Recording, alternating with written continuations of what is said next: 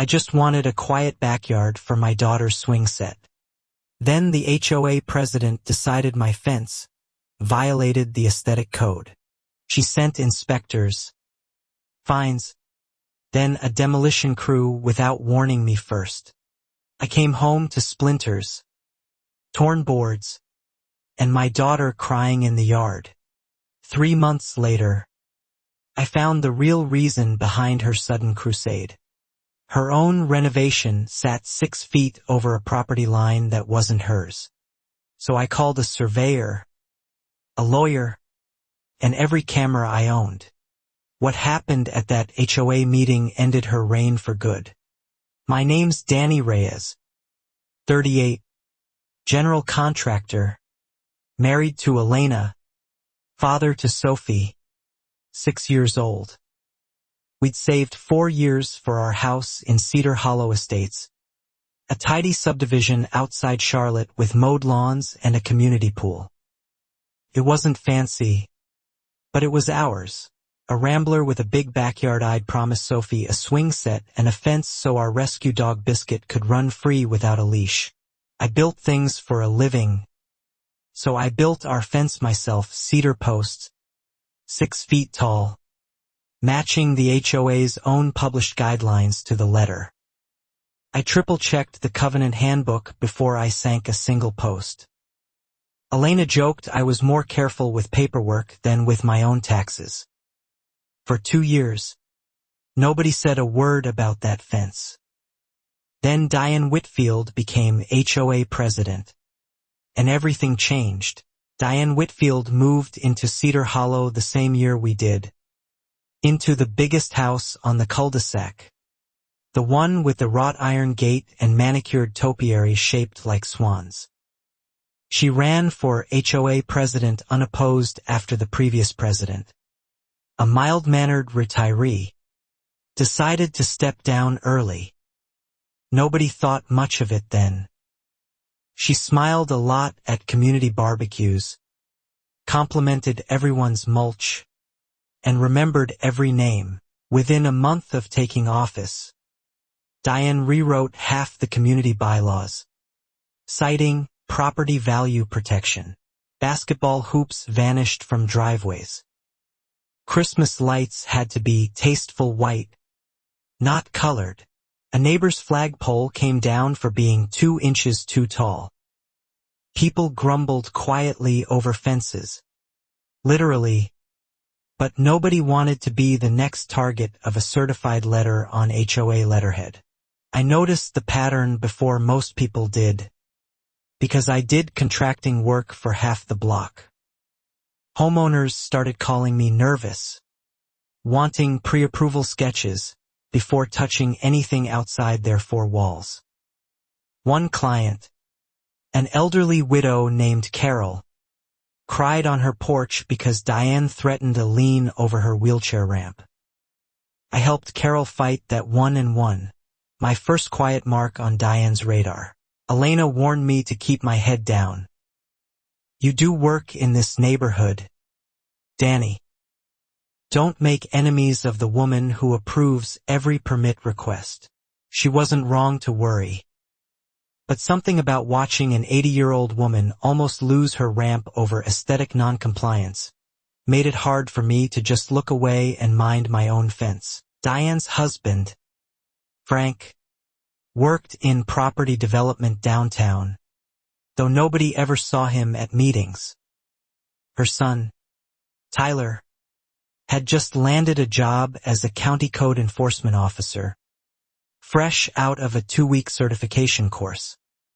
Cedar Hollow residents joked that between mother and son, you couldn't sneeze in your own yard without a citation showing up by Friday. My fence sat exactly where our original survey markers placed it. Iron pins. I'd located myself with a metal detector before building. I photographed every stake, every measurement, out of pure contractor habit. Elena teased that I documented our backyard like a crime scene. I had no idea yet how much that habit would end up matching. Diane's backyard, meanwhile, was undergoing a renovation. Nobody could see past her 10-foot privacy hedge. Trucks came weekly, concrete mixers, steel rebar deliveries, a small excavator. Neighbors assumed she was building a pool. She told the HOA board it was minor landscaping, exempt from the very approval process she forced on everyone else. Nobody questioned the HOA president about the HOA president's own yard. One evening, walking Biscuit past her property line, I noticed survey flags planted along what looked like our shared boundary, well past where the original pins sat. I mentioned it to my neighbor Marcus, who shrugged it off as routine yard work. I didn't think much of it either. Not yet. I was too busy finishing Sophie's swing set. At the spring HOA meeting, Diane announced new beautification standards, including a rule that fences over 5'6" required a fresh compliance inspection, retroactive to any fence built in the last 3 years. My fence stood at exactly 6 feet, per her own predecessor's original code. I raised my hand to ask about grandfather clauses. She smiled and said we'd discuss it individually. That individual discussion turned into a certified letter 2 weeks later, citing my fence for excessive height inconsistent with neighborhood character. I called the HOA office, showed them the old code in writing, 6 feet clearly permitted. The woman on the phone apologized and said Diane had personally flagged my address for priority review, whatever that meant in HOA language. I asked around and learned I wasn't alone.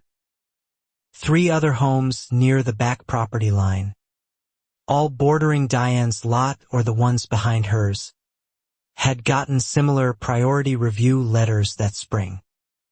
Every other complaint on record, meanwhile, moved through committee for months before any action. Ours got answered within days. The pattern was starting to look less like coincidence and more like a target list. Marcus finally admitted what he'd been too nervous to say before. Diane's contractor crew had been quietly extending survey stakes past the original pins for weeks, inching the visible boundary toward our properties by feet at a time. He'd assumed it was harmless landscaping. Now, watching the citations pile up on my mailbox, harmless didn't feel like the right word anymore. I pulled our closing documents and the original recorded plat from the county website that night, matching every coordinate against the stakes I'd photographed 2 years earlier. The numbers on Diane's new survey flags didn't match the county's recorded line at all. They sat roughly 6 feet onto our side, exactly matching the strip my fence apparently now violated. I didn't say anything yet. Not a hunch, before I accused the HOA president of moving property lines. So I called Ray Alvarez, the same licensed surveyor who'd staked our lot at closing, and asked him to come back out quietly, off the books, before Diane's crew poured a single more yard of concrete. Ray came out that Saturday with his equipment, grumbling about weekend rates but curious enough to do it anyway. Within 20 minutes, his GPS unit confirmed what my old photos suggested. The county's recorded boundary sat exactly where my fence stood. Diane's new stakes were planted a full 6 feet onto my property, disguised behind her hedge line where nobody would casually notice. I felt a strange mix of relief and dread. Relief, because I wasn't imagining things. Dread, because I now had to walk into an HOA office and tell a woman with unlimited fining power that her renovation was quietly stealing land from her neighbors. Elena, when I told her, went pale. Danny, please, document everything before you say a single word to her. I did exactly that. Report with GPS coordinates, timestamps, and comparison against the recorded plat. I made copies, scanned everything, and emailed myself a backup at midnight like some kind of paranoid conspiracy theorist. Looking back, that instinct probably saved the entire case months later, when things got a lot messier than one crooked property line. Monday morning, I requested a formal meeting with the HOA board, not just Diane, citing boundary discrepancy concerns in careful, neutral language. I didn't want this to look personal, even though it obviously was. The board secretary, a soft-spoken man named Harold, scheduled me for the following Thursday, sounding almost relieved someone was finally asking real questions in that office. Diane, of course, found out before Thursday ever arrived. Tuesday evening, a work truck showed up unannounced at my house. No permit visible, no notice given. 2 men stepped out with a chainsaw and a crowbar, telling me the HOA had ordered immediate remediation of an encroaching structure.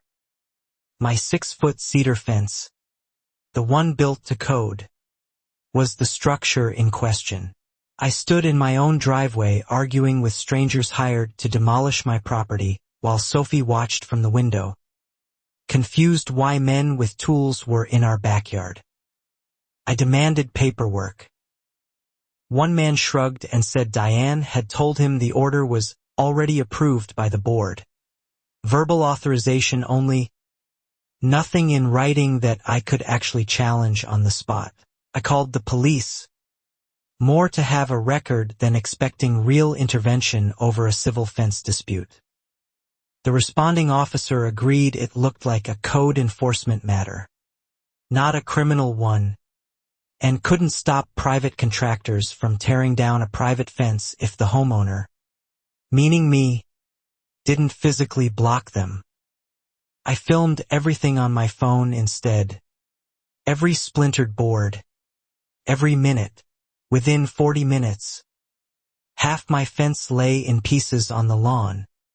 Cedar boards cracked and scattered like something out of a storm. Biscuit bolted the moment the gate came down, sprinting toward the street before Marcus, thank God, tackled the leash and hauled him back. Sophie cried at the window, asking why the fencemen broke her swing set view. I had no good answer for her. Elena came home to find me sitting on the porch steps, staring at splintered cedar and a torn permit notice stapled crookedly to a fence post that no longer stood upright. She didn't yell. Quietly, took my hand, and said, "Okay, now we fight this the right way." That night, I stopped being angry and started being methodical instead. The next morning, I drove to the county recorder's office and pulled certified copies of the original plat, the deed, and every recorded easement on both properties. I paid extra for expedited certified stamps, the kind that hold up in court, not photocopies anyone could dismiss as amateur research.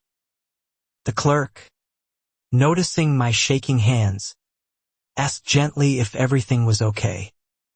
I said not yet.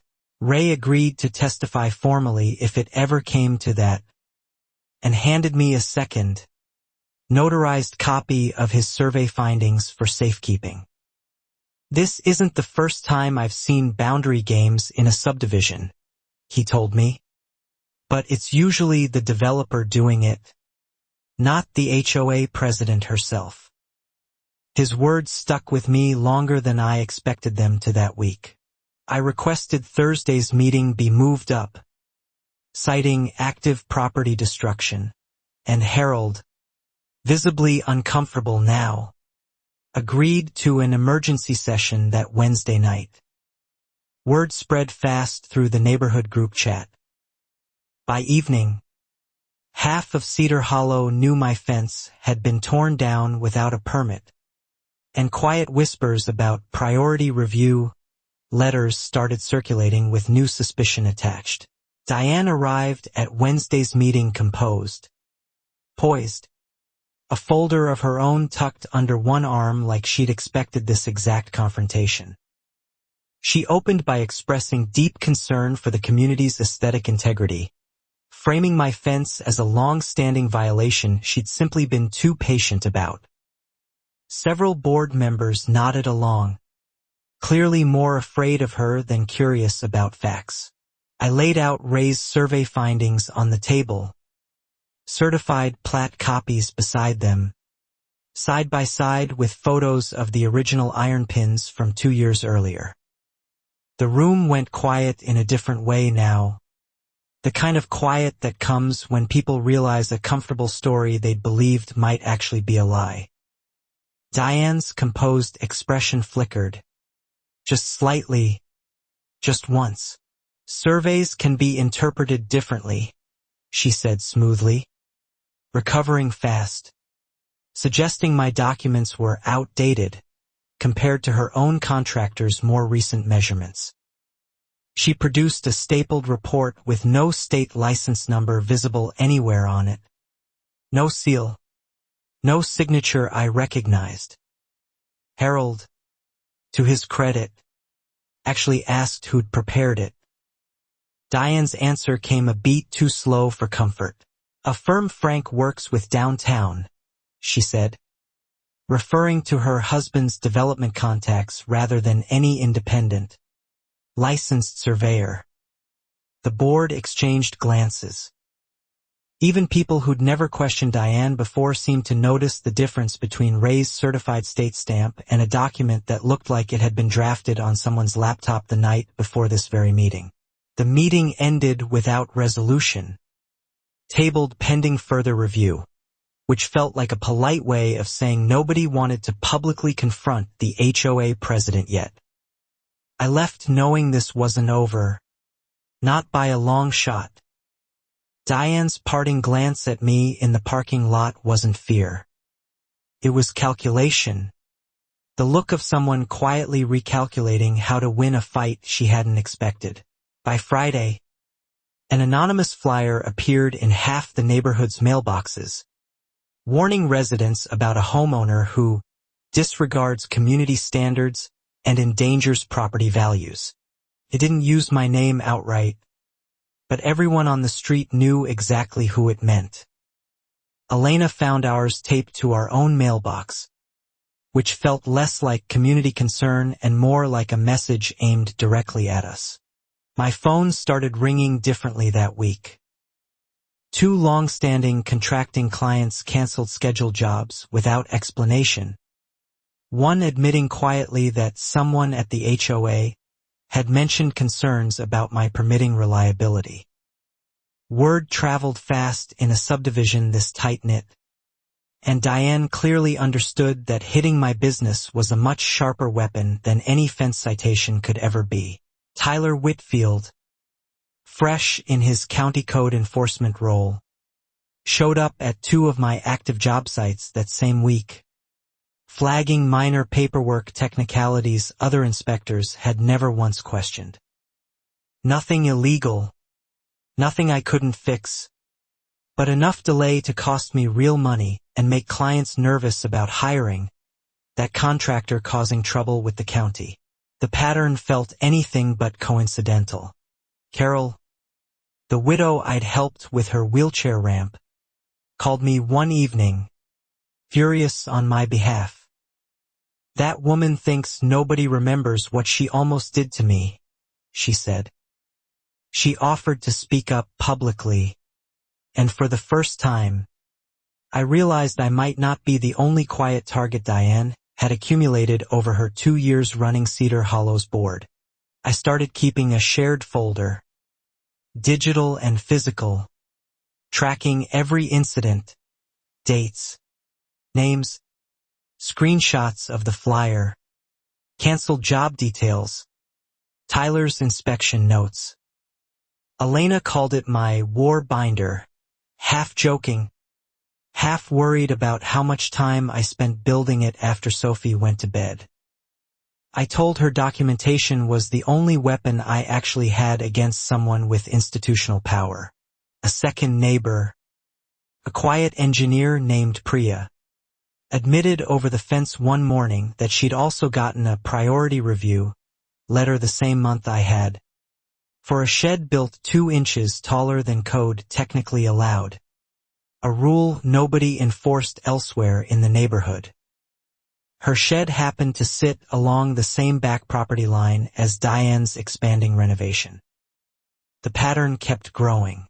I reached out to a real estate attorney, Marion Cole, recommended by Ray, who reviewed the survey discrepancy and canceled fence order with visible interest. "This isn't just an HOA dispute," she told me during our first call. "If she's moving boundary markers to expand her own lot, that's potentially a property fraud case, not a neighborhood squabble." Her words gave the fight a new shape entirely. Marion suggested requesting Cedar Hollow's full HOA financial and meeting records under our state's association disclosure laws, curious whether Diane's renovation permits, or lack of them, matched what she'd told the board. The request itself wasn't dramatic, just paperwork, but it clearly rattled Harold, who called me nervously asking why I needed that level of detail for a simple fence disagreement. The records, once they finally arrived 3 weeks later, showed no permit application at all for Diane's backyard construction, despite trucks running weekly for months. Worse, HOA dues money appeared allocated toward a mysterious landscaping consultation fee, paid directly to the same unlicensed firm connected to her husband Frank. Marion's eyebrows rose reading that line. "Now we're getting somewhere," she said quietly. Diane, sensing scrutiny tightening, shifted tactics at the next community social, all warmth and charm again, publicly praising neighbors who care so deeply about our community's future. She singled me out by name this time, thanking me sarcastically for my dedication to due diligence, drawing polite, uncomfortable laughter from people who clearly didn't know whether to laugh with her or wince for me. That night, someone slashed one of my truck's tires in my own driveway. No note, no camera footage from that angle yet, since I hadn't installed one on that side of the house. I couldn't prove who did it. I didn't need to guess. Immediately. I agreed, though I already knew how limited their interest would be in a slashed tire. The responding officer filed a report, noted no direct evidence, and suggested I install security cameras, advice I should have followed months earlier given everything already happening. Within a week, I had 4 cameras covering every angle of my property: driveway, backyard, and the shared boundary line where Diane's crew kept working behind that towering hedge nobody else could see past. Marcus, watching all this unfold from next door, finally admitted he'd overheard Diane on her phone one evening, saying something about handling Reyes before it becomes a real problem. He hadn't wanted to get involved before, worried about his own HOA standing. But the slashed tire apparently crossed a line even his caution couldn't justify staying quiet about any longer. I brought Marcus's statement to Marion, who added it carefully to our growing file, though she reminded me overheard conversations without recording rarely hold up alone in court. Still, painted a picture. A woman escalating from bureaucratic pressure toward something closer to intimidation.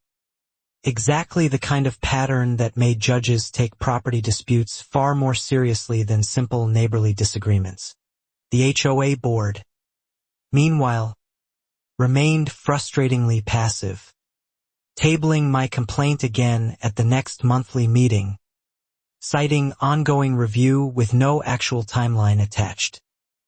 Harold pulled me aside afterward, whispering that 2 board members had privately expressed discomfort with Diane's conduct, but felt too intimidated to vote against her publicly, worried about their own properties becoming her next target instead of mine. I started attending every single HOA meeting after that, recording audio openly with permission, taking detailed notes, refusing to let anything happen in a room I wasn't watching closely anymore. Diane noticed, of course, growing visibly tighter, more clipped in her responses whenever my hand went up during open comment periods. The community, slowly, began paying closer attention right alongside me. Sophie, sensing tension at home even without understanding the details, asked one night why the fence lady didn't like us. Elena and I exchanged a look neither of us wanted our 6-year-old to see. I told her some grown-ups make mistakes and don't like admitting it, which felt true enough for a bedtime answer, even if the real story was far messier than that. My contracting business took another hit that month when a supplier, coincidentally connected to Frank Whitfield's development firm, suddenly delayed material deliveries I'd relied on for years without explanation. I found alternate suppliers, more expensive ones, eating into margins I could barely spare.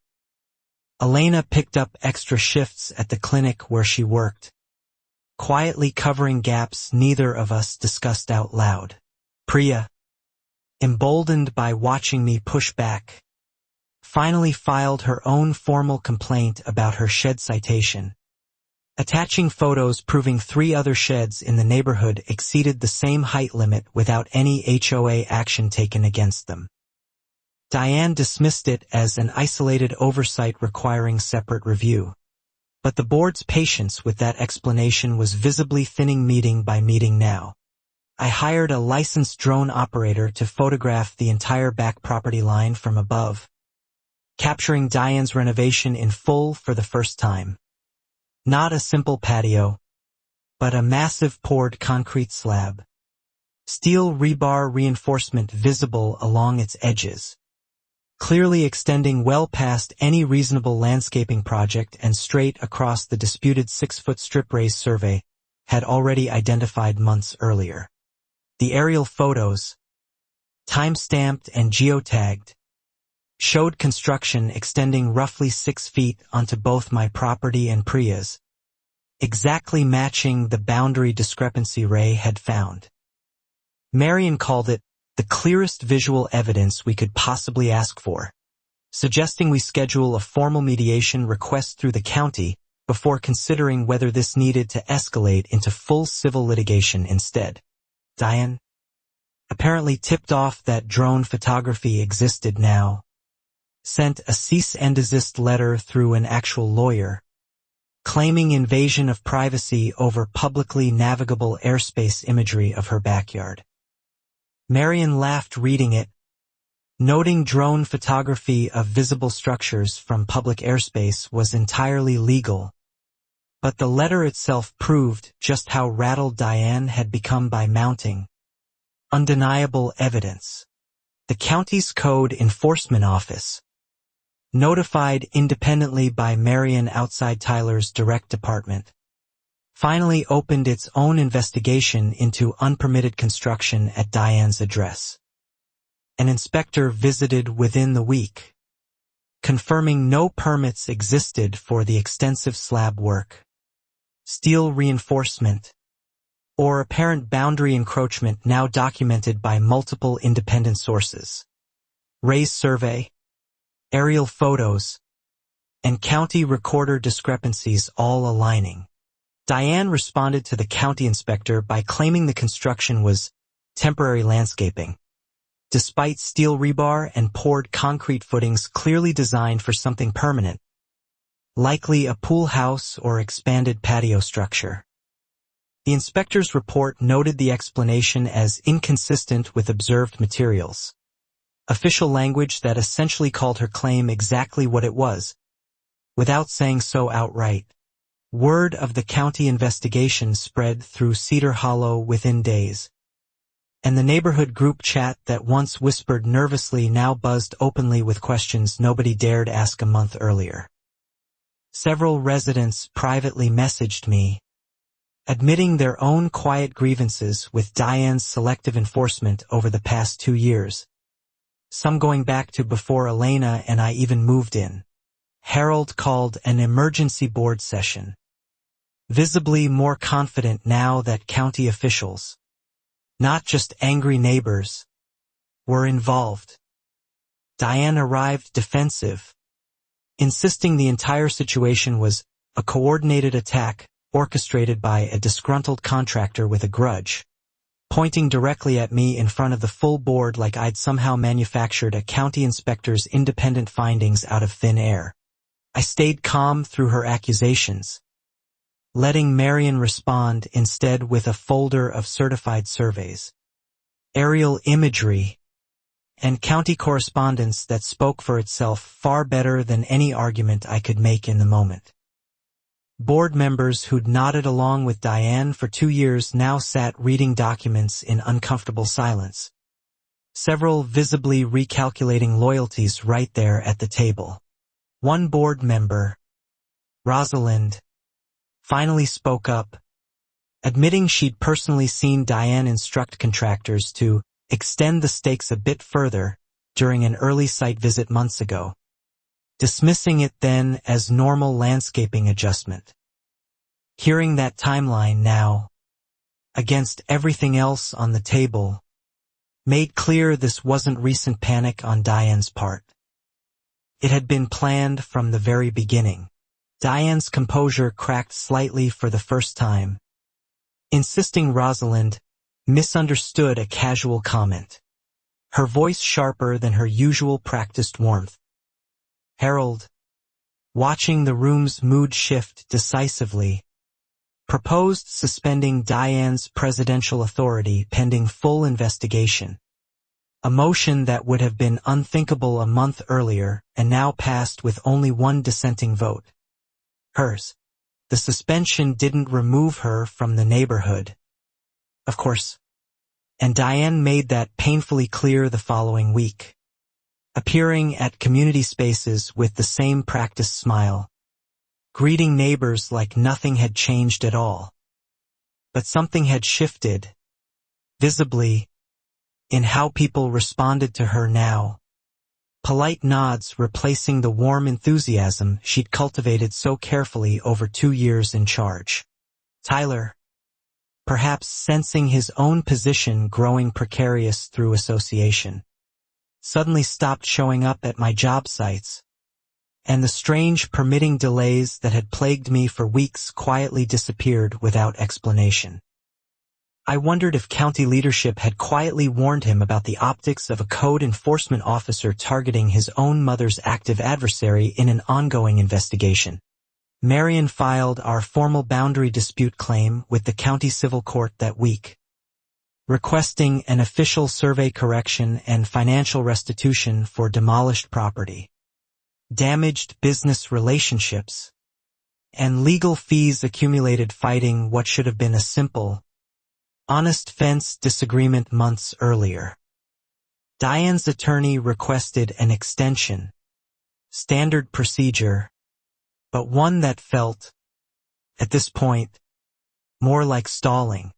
Elena finally exhaled a little that week. The first time in months I'd seen her shoulders actually relax during dinner. "Maybe this is really turning," she said carefully, still cautious about hoping too much. Sophie, oblivious to the legal machinery grinding forward around her, just wanted her swing set rebuilt, a request I promised her we'd handle the moment our fence dispute settled. I started rebuilding a temporary section of fence myself, careful to stay a full foot inside the disputed boundary this time, unwilling to give Diane's side any fresh ammunition while litigation remained active. Marcus helped on weekends, admitting quietly he felt guilty for staying silent so long, though I told him plenty of us had stayed quiet, myself included, until it got personal enough to hurt. Priya's shed complaint finally reached resolution too, the board formally overturning her citation and issuing a rare public apology, careful never to use Diane's name directly, but obvious enough to anyone who'd sat through the last several meetings following the story unfold in real time across the neighborhood's shifting, increasingly skeptical mood. A local news reporter, tipped off by someone in the neighborhood group chat, reached out asking about HOA boundary disputes in Cedar Hollow, clearly smelling a story with broader appeal than one contractor's fence. Marion advised caution before speaking on record, worried premature publicity might complicate the active civil case, though she admitted the attention alone was already applying useful pressure on Diane. Diane's husband Frank, previously invisible at every community function, suddenly appeared at the next HOA meeting, sitting stiffly beside his wife, occasionally whispering into her ear. Rosalind later mentioned overhearing him say something about the firm needing to get their paperwork straight before this gets worse, a comment that suggested Frank's development connections ran deeper into this mess than anyone had assumed. The county's investigation into unpermitted construction officially escalated to a formal violation notice, requiring Diane to halt all work immediately and submit complete engineering plans within 30 days or face daily fines alongside potential demolition orders of her own. An irony not lost on a single person following this story who remembered exactly how my own fence had ended up in splinters. Diane requested a private meeting with me directly, through Marion, offering to resolve this quietly between neighbors, without specifying what quiet resolution actually meant. Marion smelled a settlement attempt designed to bury evidence before the case grew any larger, and advised firmly against it. "She's scared now," Marion told me. "Scared people make mistakes. Let's not hand her an easy way out." I agreed, though a part of me almost wanted the simplicity of a quiet ending. Just my fence rebuilt, some money for damages, and this whole exhausting chapter closed. But watching Carol's old fear, Priya's overturned citation, and Rosalind's nervous testimony, I realized this had stopped being only about my 6 feet of cedar fencing a long time ago now. For a few weeks, things actually quieted down. Diane submitted partial engineering plans to the county. Construction crews stopped showing up behind her hedge, and no new certified letters appeared in my mailbox. Elena and I even managed a normal Saturday, rebuilding Sophie's swing set together in the half-finished backyard, pretending for one afternoon that our lives belonged only to us again. Marion cautioned patience, reminding me civil cases moved slowly even when evidence looked strong, and that Diane's legal team would use every available extension before any real accountability landed. I nodded along, though something about the sudden calm felt less like relief and more like held breath, the kind of stillness right before a storm finally decides which direction it wants to break. Marcus mentioned Diane had been seen meeting privately with 2 board members outside regular hours. Nothing officially recorded, just quiet coffee shop conversations nobody else was invited to. Rosalind, when I asked gently, admitted Diane had reached out apologizing personally, framing the whole conflict as a misunderstanding blown out of proportion by an angry contractor, trying visibly to rebuild support one relationship at a time. Sophie's swing set finally stood finished, and for her 6th birthday that weekend, We hosted a small backyard party, half the neighborhood attending, including Carol and Priya, both women who'd quietly become genuine friends through everything we'd all been dragged through together. Diane wasn't invited, obviously, though her hedge loomed silently at the property line the entire afternoon like an unspoken guest anyway. I noticed, watching that hedge during the party, a small gap where a section looked recently trimmed thinner than the rest, offering the first real glimpse anyone outside her property had gotten of the construction site in months. Concrete forms sat abandoned mid-project, steel rebar rusting slightly in exposed sections, work clearly frozen mid-pour the moment county violations forced everything to stop. County records, which Marion continued monitoring weekly, showed Diane's 30-day engineering plan deadline approaching fast with no actual submission yet filed. Only requests for extension after extension, each one granted a little more reluctantly than the last by an inspector clearly running out of patience with a homeowner who happened to also run the neighborhood's homeowners association. Elena and I used the quiet weeks to actually breathe, taking Sophie camping for a long weekend, deliberately leaving phones behind, pretending briefly that boundary lines and certified letters belonged to some other family's complicated life instead of our own. Felt strange, almost guilty, allowing ourselves that peace while everything back home remained technically, precariously unresolved beneath the surface calm. Returning from camping, I found a handwritten note tucked under our door, and signed but unmistakably Diane's careful cursive, simply reading, "This isn't over, Danny. You have no idea what you've started."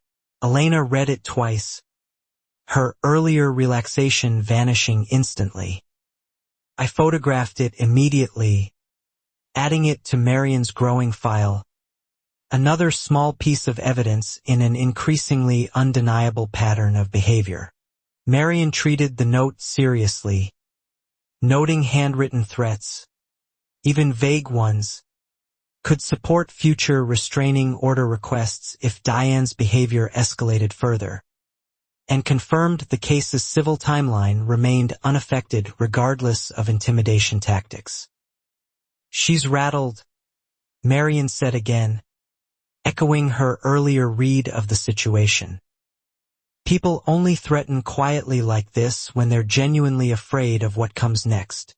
Rosalind called me privately that same week, voice shaking slightly, admitting Diane had shown up at her house uninvited, pressuring her to reconsider her testimony about the stake extension comment from months earlier, offering vague promises about smoothing things over with the board if Rosalind cooperated.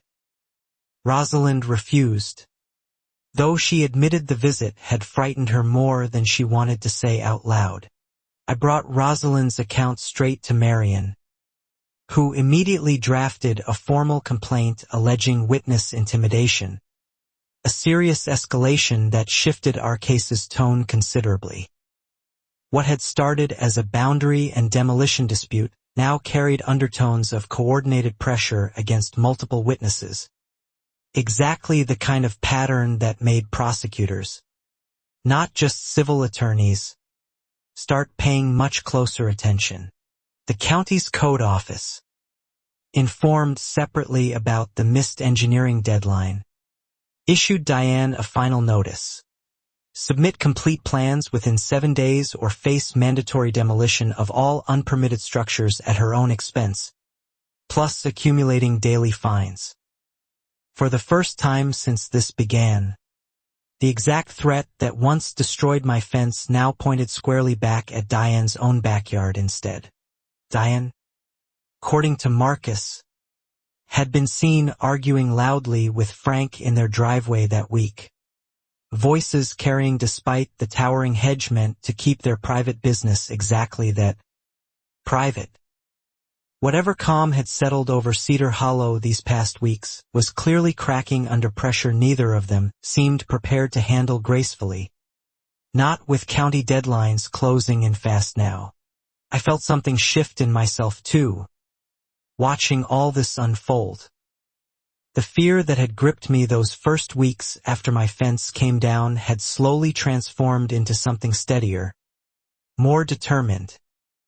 Elena noticed it too, telling me one night I sounded different lately, less angry, more focused, like someone who'd stopped merely reacting and started genuinely fighting back with purpose.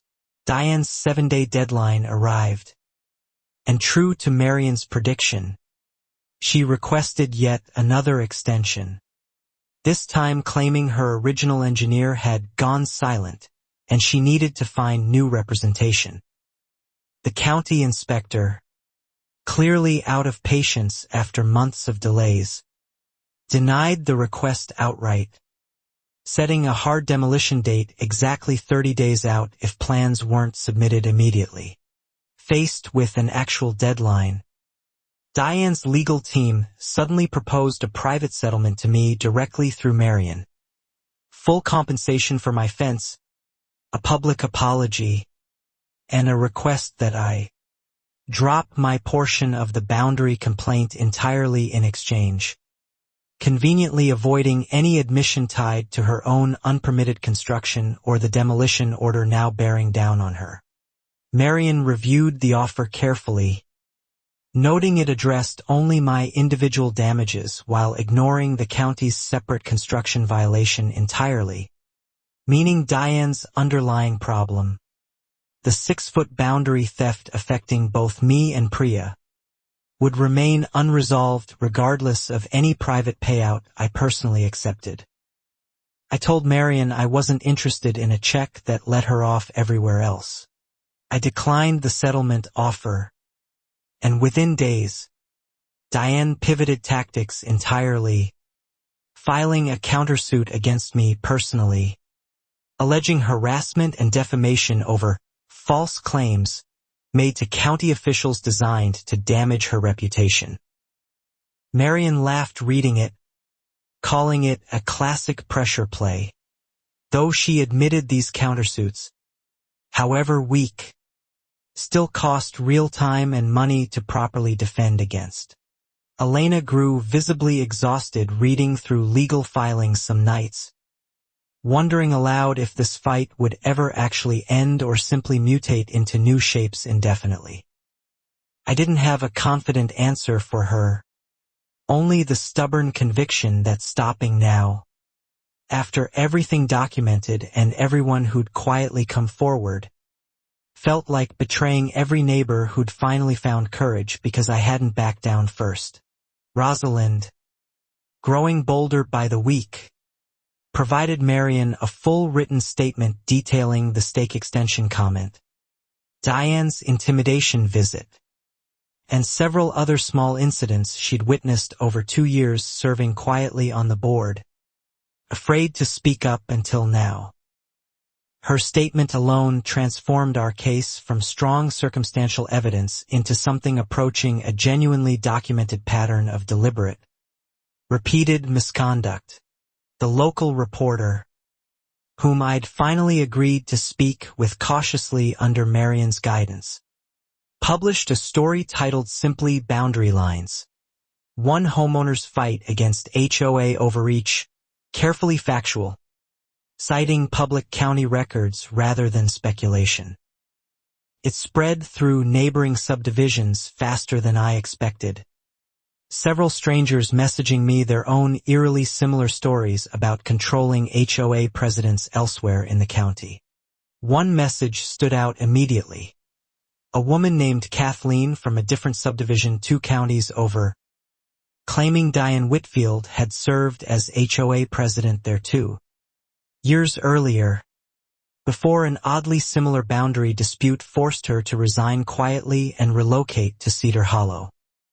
Kathleen's story mirrored mine so closely it felt less like coincidence and more like an established, repeating pattern.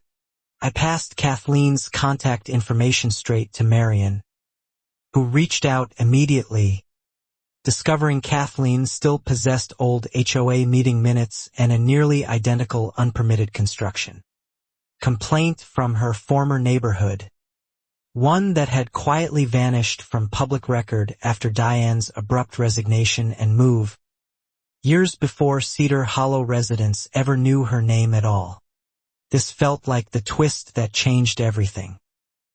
Diane wasn't a first-time offender caught in one bad decision under pressure. She'd apparently run this exact playbook before, somewhere else, expanding her own property through manipulated boundaries, silencing complaints through institutional power, then relocating before consequences fully caught up with her, starting the entire cycle fresh in a brand new, unsuspecting community.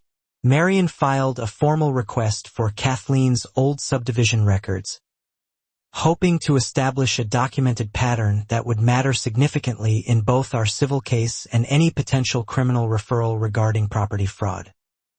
Judges take repeat behavior far more seriously than isolated incidents, she explained. This turns Diane from someone who made one bad call into someone who's done this deliberately, twice. Diane, apparently aware of Kathleen's resurfacing story despite our efforts at discretion, published a lengthy statement in the neighborhood newsletter. Defending her, decades of dedicated community service, and dismissing recycled rumors from a previous neighborhood dispute unrelated to Cedar Hollow. Few residents, the HOA board, meeting again that month, voted to formally remove Diane from her presidency entirely, not merely suspend her, citing violation of fiduciary duty, misuse of association authority, and conduct unbecoming her position. Harold read the resolution aloud, his voice steady despite months of visible nervousness earlier in this process. Diane sat through it silently, jaw tight, offering no rebuttal this time. Removed from office didn't mean removed from the fight, though. Diane's demolition deadline for her own unpermitted construction arrived days later, and rather than complying, she filed an emergency injunction through her attorney, claiming the county's order constituted selective enforcement motivated by community bias, essentially arguing she deserved special leniency precisely because public opinion had turned so decisively against her.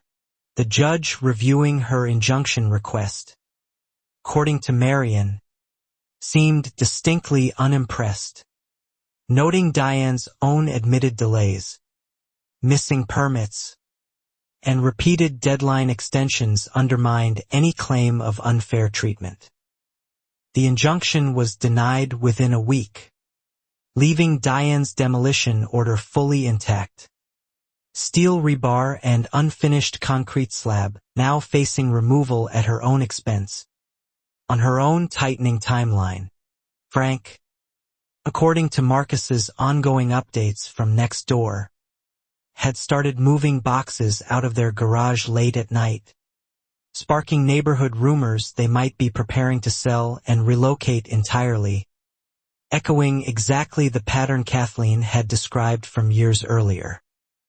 Elena wondered aloud if Diane genuinely believed she could simply vanish again before consequences finally actually caught up with her.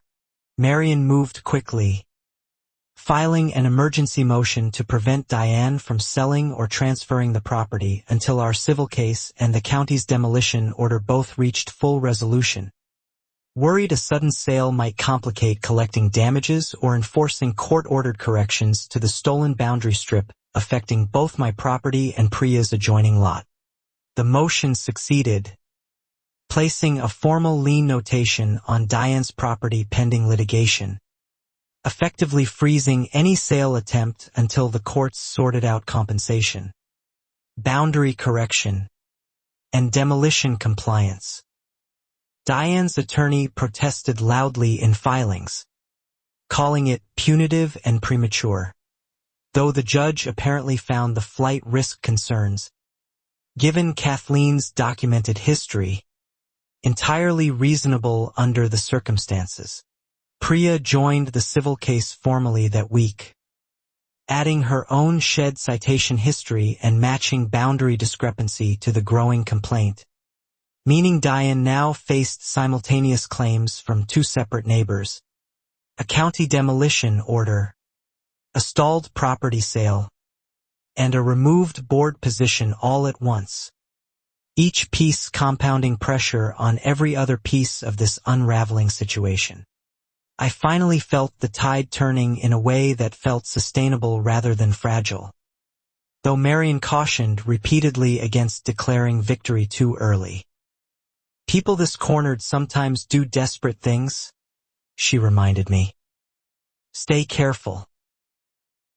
This isn't over until a judge says it's over, not until the neighborhood newsletter or your gut feeling says so instead." That warning proved prescient within days. Someone reported an anonymous tip to Child Protective Services alleging neglect at our address. An obviously baseless claim given Sophie's happy, well-documented life, but one that still required an uncomfortable, invasive home visit before being dismissed entirely within the hour. Elena was shaking with anger afterward in a way I'd never seen from her before. The CPS investigator, professional and clearly experienced with baseless retaliatory reports, mentioned off the record that the tip-specific wording and timing looked suspiciously targeted rather than genuinely concerned, advising us to document the entire incident carefully in case it became relevant to any ongoing legal matters we happened to be involved in. Marion added it immediately to our expanding file. We couldn't prove Diane made that call. Not definitively, though the timing felt impossible to dismiss as coincidence given everything else unfolding simultaneously. Elena wanted to confront Diane directly, something I'd never seen her seriously consider before through months of frustration. I talked her down gently, reminding her that Marion's careful, documented approach had gotten us this far specifically by staying disciplined.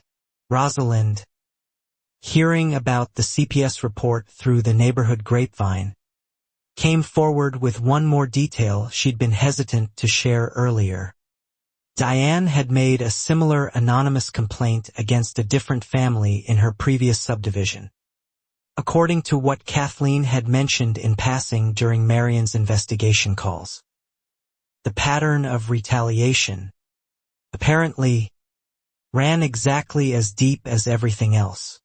Marion folded this new information into a broader intimidation complaint, arguing Diane's pattern of witness pressure, anonymous threats, and now potentially fabricated CPS reports demonstrated a consistent, deliberate strategy for silencing anyone who threatened her authority or exposed her boundary manipulation scheme, whether in Cedar Hollow now or in Kathleen's community years earlier under nearly identical circumstances.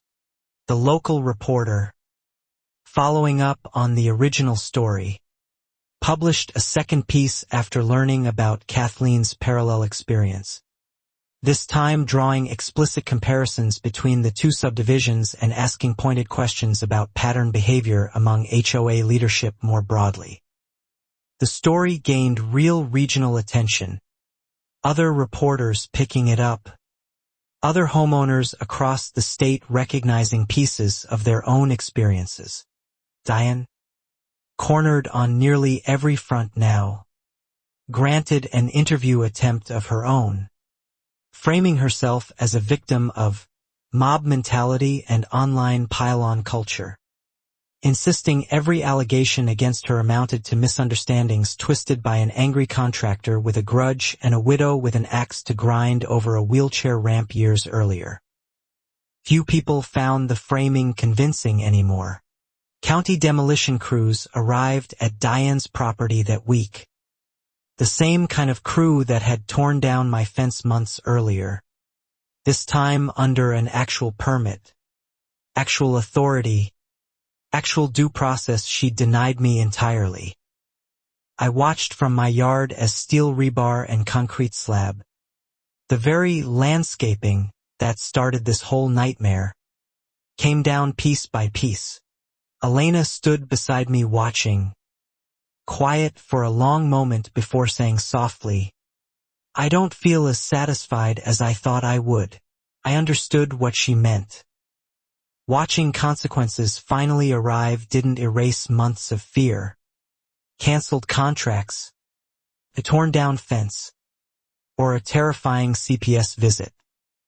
It just meant the ledger was finally, slowly, starting to balance itself out properly. Diane, watching her own construction demolished from her back porch, reportedly screamed at the crew foreman that they were destroying her family's legacy. An oddly dramatic phrase for concrete and rebar that had never been legally permitted in the first place. The foreman, professional throughout, simply continued following the court order, unmoved by theatrics that carried no legal weight whatsoever anymore. The financial toll on Diane mounted quickly. Demolition costs at her own expense, accumulated daily fines from missed deadlines, mounting legal fees fighting two separate civil claims simultaneously, and a frozen property sale preventing any quick escape to a fresh start elsewhere. Frank, according to Marcus, had stopped coming home some nights entirely, their marriage apparently straining under pressure neither had planned for. My own business, meanwhile, began recovering steadily as the newspaper coverage, somewhat ironically, brought new clients specifically wanting to hire the contractor, who stood up to Cedar Hollow's HOA, turning what Diane intended as professional ruin into unexpected, strange, marketing goodwill throughout the wider county. Elena joked darkly that we should send Diane a thank you card for the free publicity. Priya's civil claim moved forward efficiently alongside mine, Marion representing both of us jointly given the overlapping evidence. Aerial photography and survey documentation already established. The county formally corrected the recorded boundary lines for both properties, restoring the original plat measurements Ray had confirmed months earlier, permanently ending any ambiguity about exactly where Diane's property legally ended and ours began. With boundaries legally restored, Marion moved our remaining civil claims toward mediation, seeking compensation for the demolished fence, lost contracting income during the canceled jobs period, legal fees, and damages related to emotional distress from the CPS incident and documented intimidation pattern. Diane's attorney, sensing a losing position across every front, finally signaled genuine willingness to negotiate seriously for the first time.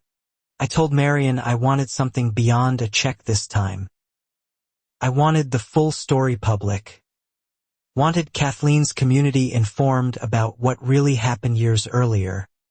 Wanted every neighbor who'd stayed silent out of fear to understand exactly what quiet courage from a few people had ultimately accomplished together against someone who'd counted entirely on everyone's continued, comfortable silence.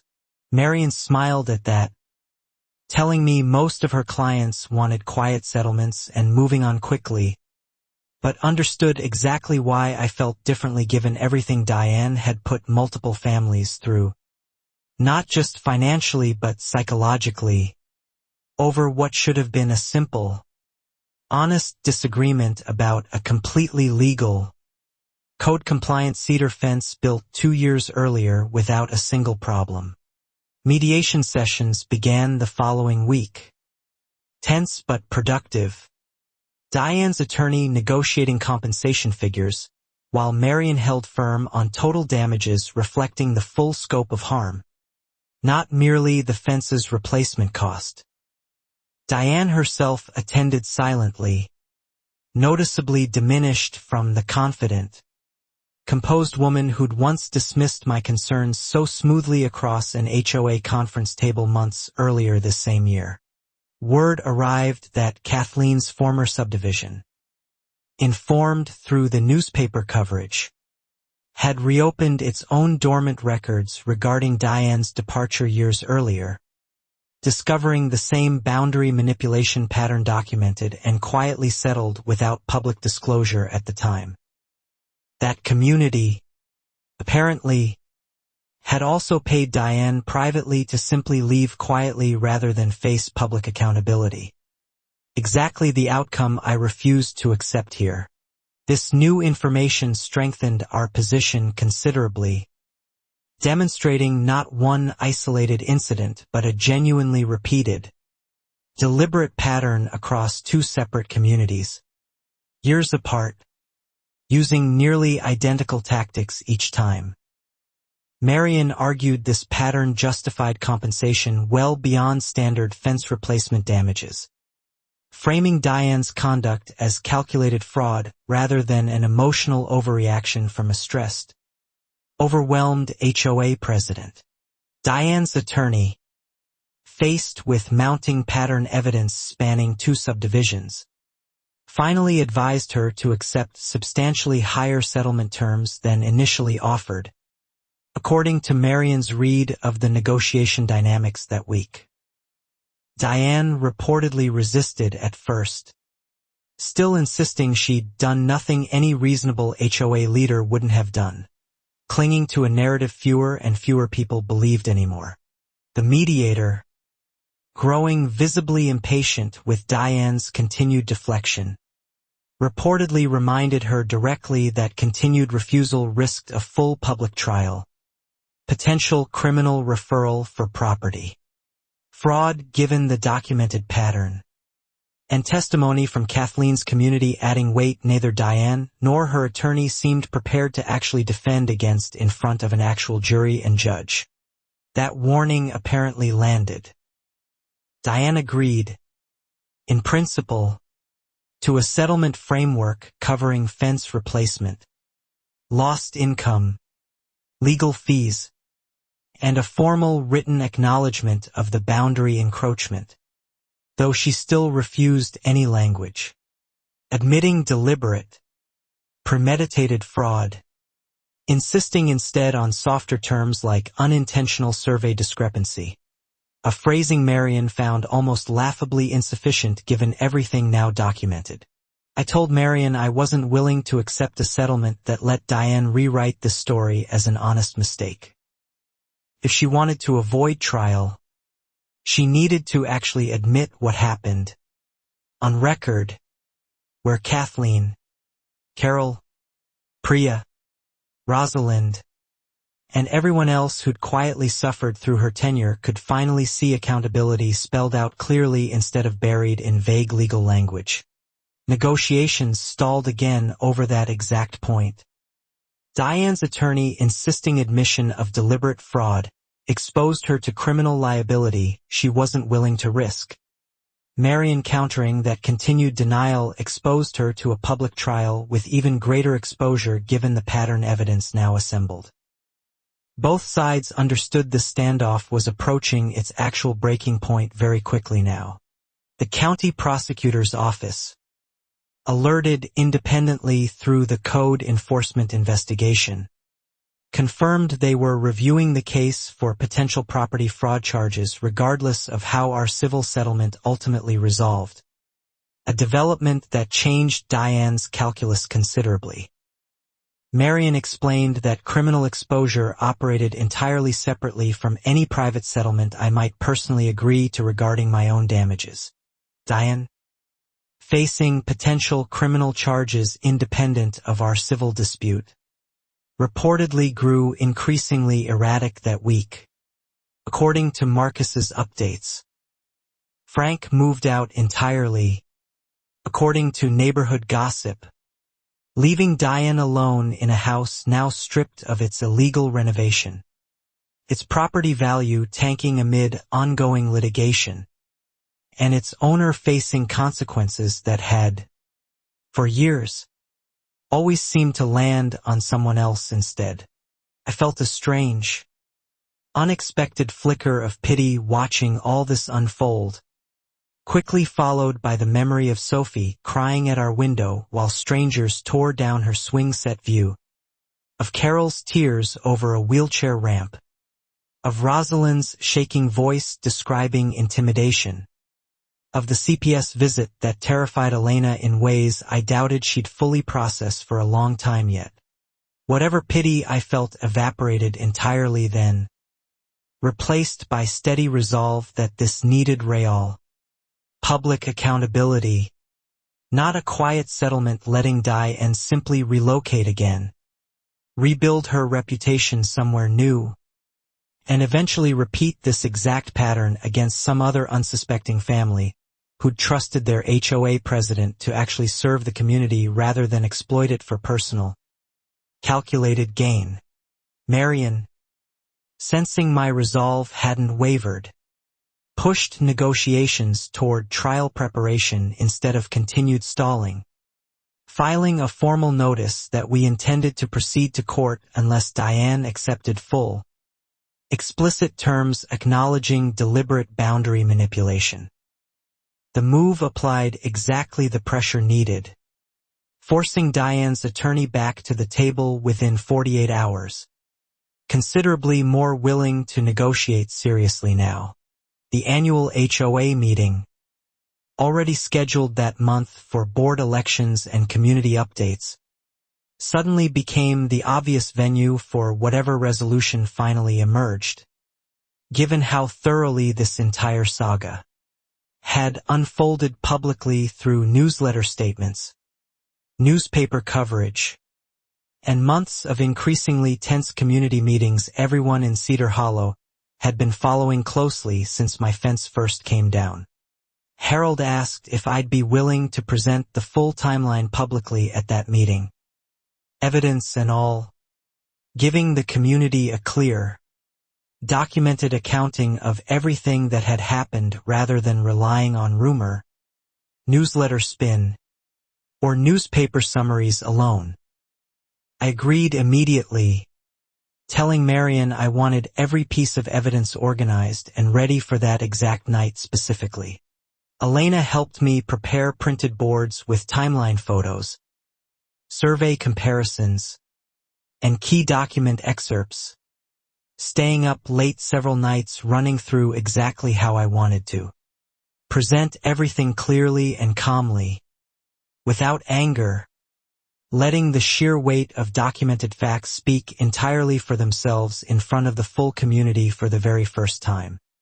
3 nights before the meeting, my home security cameras caught someone in dark clothing approaching my truck around 2 a.m., crouching near the driver's side for several tense minutes before hurrying away into the darkness.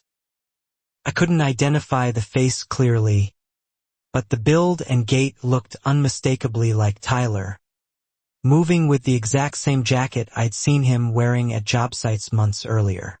I called the police immediately, filing a report alongside the footage, and had a mechanic inspect my truck first thing that morning before driving it anywhere at all. He found tampering with a brake line fitting, loose enough to fail dangerously within days, careful enough that a casual glance would have missed it entirely. My hands shook reviewing his findings on my own garage floor. Marion's expression, usually composed through every twist this case had thrown at us, went genuinely grim reading the mechanic's report. "This isn't property fraud anymore," she said quietly. "This is attempted assault. Maybe worse."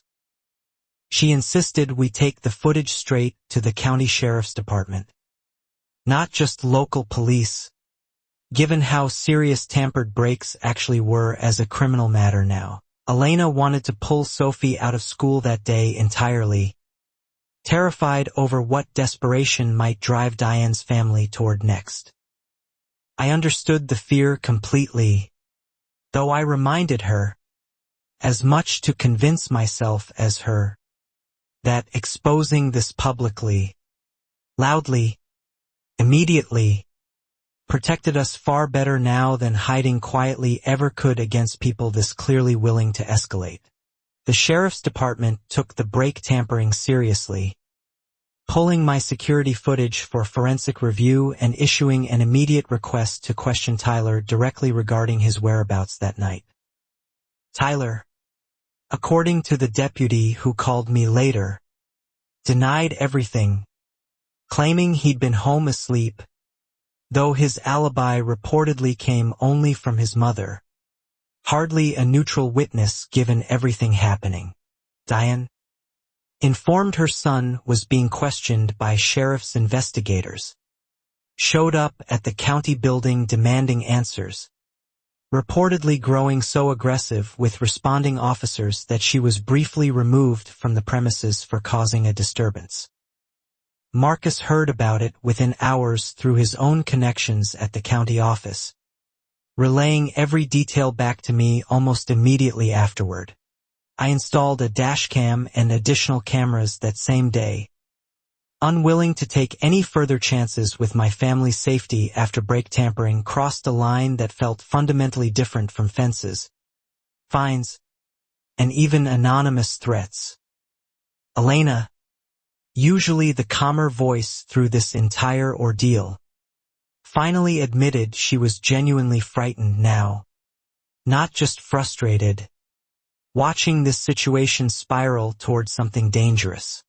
Kathleen, hearing about the brake tampering through Marion's ongoing updates, shared one final detail she'd apparently hesitated to mention before, a suspicious incident involving her own vehicle years earlier in her former subdivision, dismissed then as random vandalism, that in hindsight looked disturbingly similar to what I just experienced.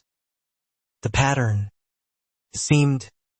ran even deeper and darker than anyone had previously realized.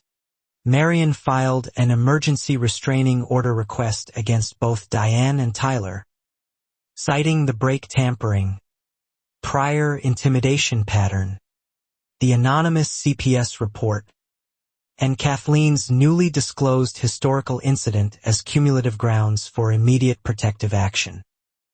The judge, reviewing everything together for the first time as one continuous pattern, granted a temporary order within 24 hours without much hesitation.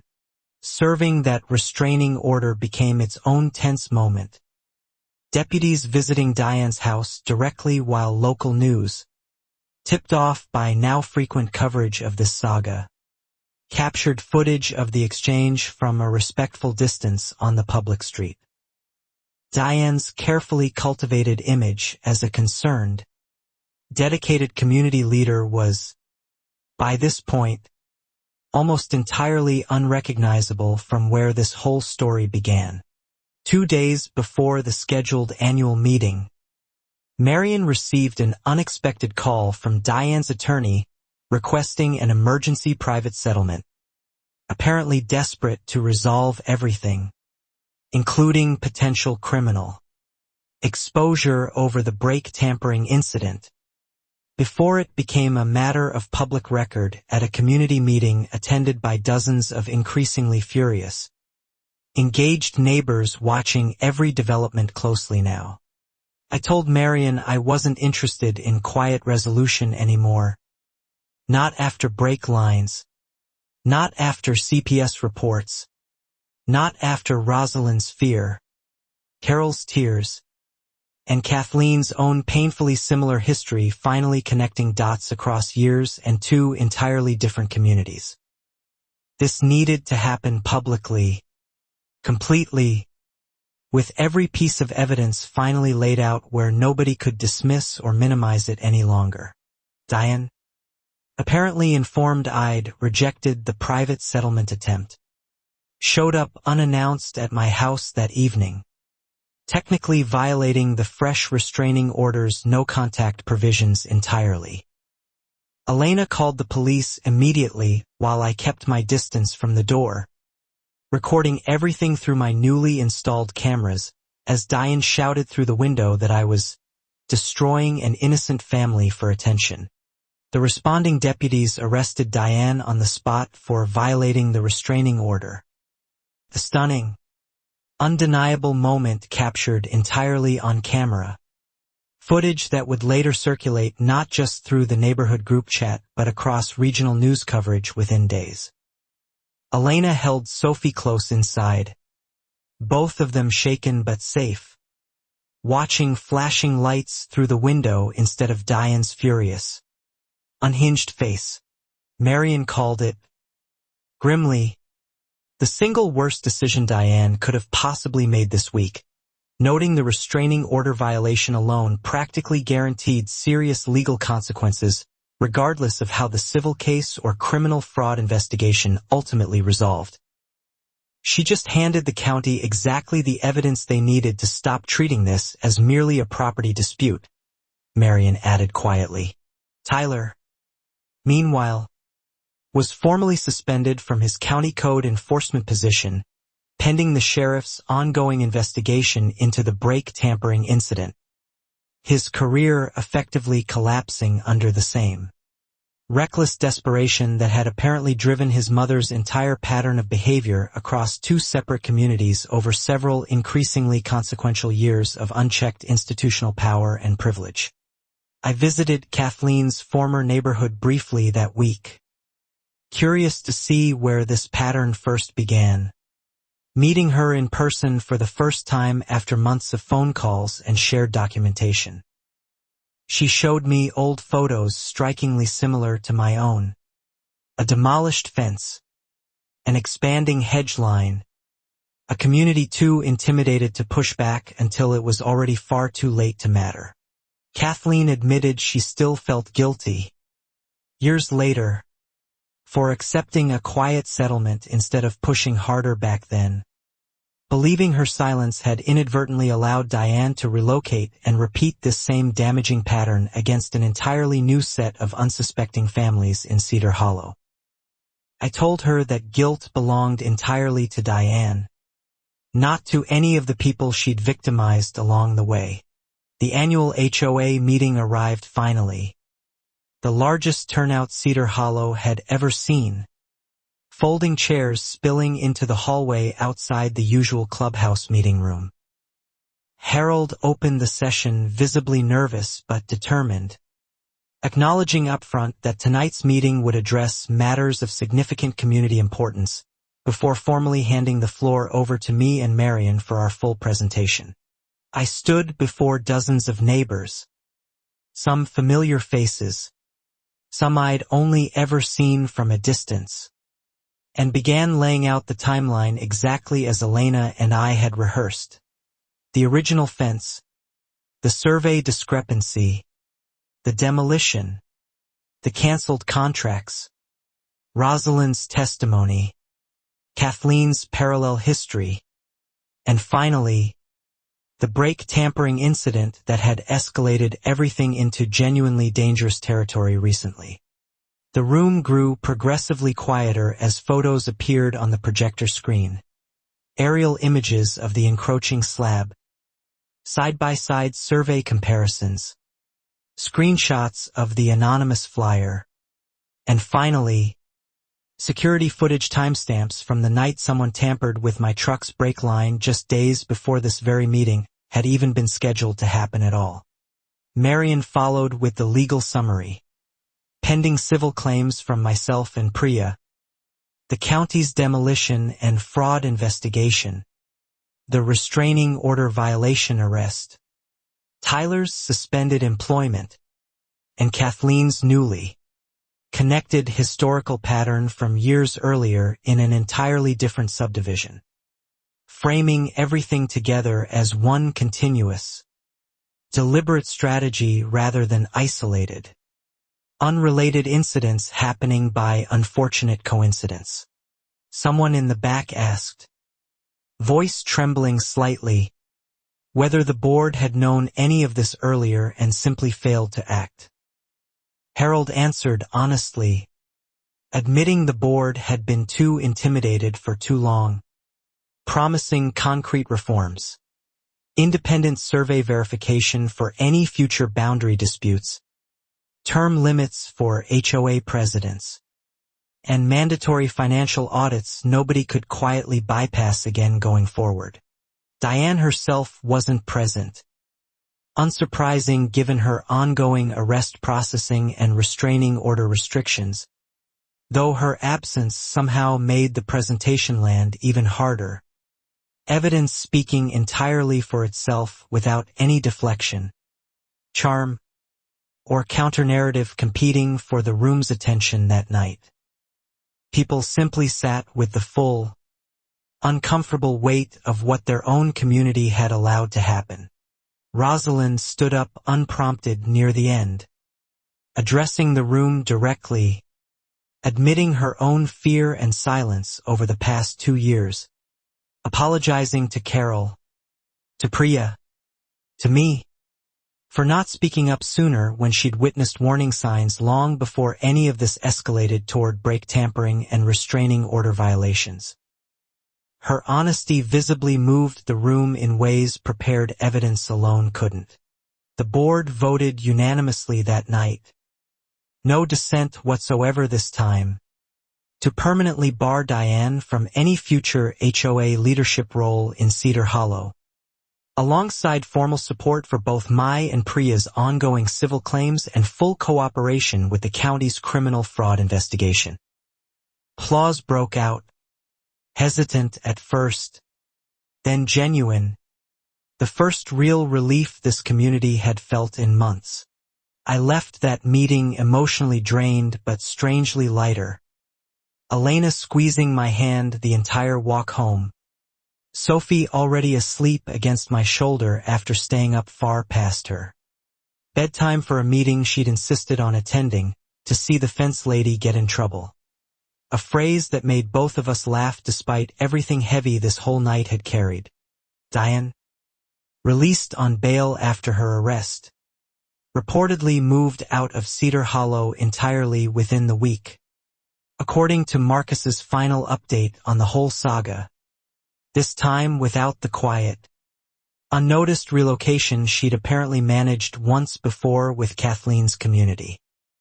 This departure, unlike the last one, followed her loudly, publicly, with consequences attached that couldn't simply be left behind unaddressed.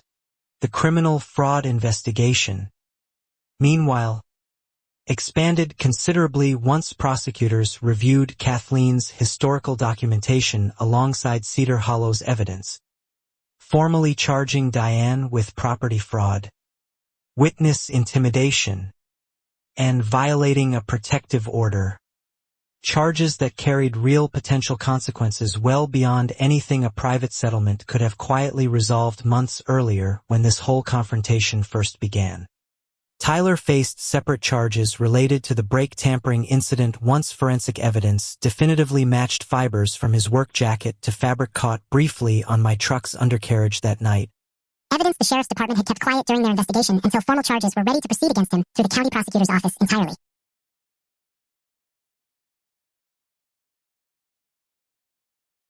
Frank, apparently uninvolved directly in the criminal matters despite his development firm's questionable involvement supplying an unlicensed survey report, filed for divorce quietly that same month.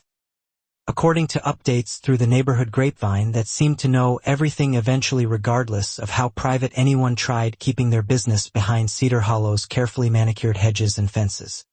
I felt genuinely torn watching a family collapse this completely, even one that had caused so much harm to mine and others. Elena reminded me gently that consequences weren't the same as cruelty, that Diane's own choices, repeated across 2 communities and multiple escalating incidents, had built this outcome entirely herself, brick by brick, or rather, concrete slab by illegally poured concrete slab. Marion began preparing our civil case for a formal damages hearing, now considerably strengthened by the criminal charges running parallel alongside it, arguing that Diane's demonstrated pattern justified compensation, reflecting not just fence replacement but genuine emotional distress, lost business income, legal fees, and the fundamental violation of safety represented by brake tampering that could have seriously injured or killed my entire family. Priya's case moved forward similarly, though her damages remained more modest given she hadn't experienced the same escalation toward physical danger that my family had endured. Still, her shed citation reversal and boundary correction stood as its own small, meaningful victory against selective enforcement that had targeted her specifically for sitting too close to Diane's expanding illegal ambitions. Kathleen, encouraged by everything unfolding in Cedar Hollow, decided finally to pursue her own long-delayed civil claim against Diane regarding the original boundary manipulation from years earlier. Statute of limitations concerns aside, Marion connecting her with an attorney specializing in exactly this kind of delayed, pattern-based property fraud litigation across multiple jurisdictions and communities. The demolition of Diane's illegal renovation, already completed weeks earlier under county order, left her former backyard an empty, cratered lot behind that same towering privacy hedge. A strange, visible monument to everything her ambition and arrogance had ultimately cost her. Neighbors walking past sometimes paused just to look, unable to quite believe how thoroughly this entire situation had reversed itself. I finally finished rebuilding my permanent fence that month.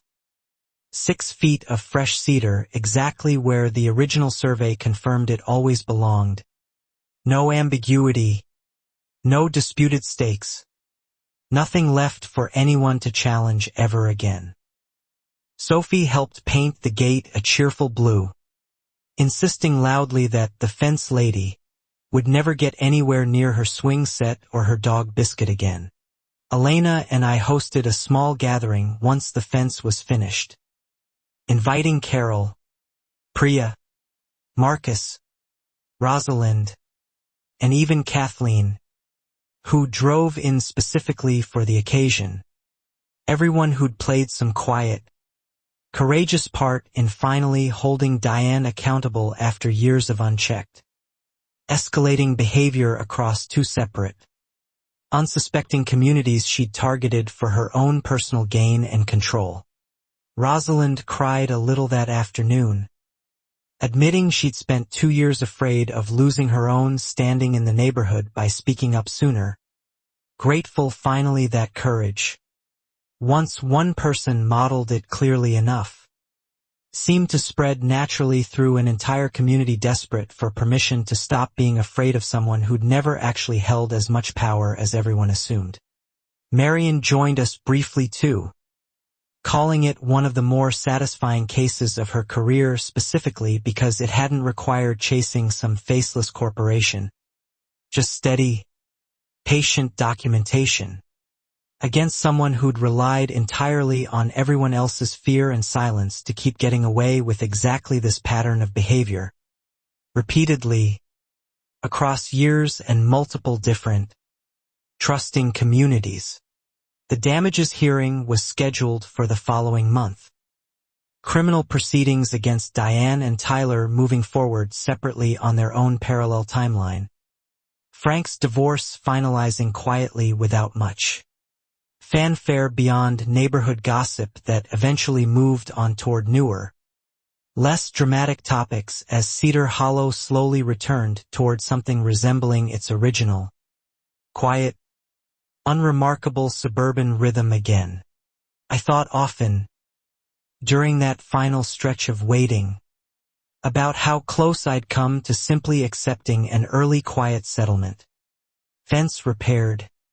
Some money for my trouble. Nothing more pursued.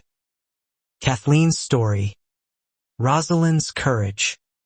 and Priya's overturned citation reminded me constantly why pushing further, however exhausting, mattered for people well beyond just my own immediate, personal situation.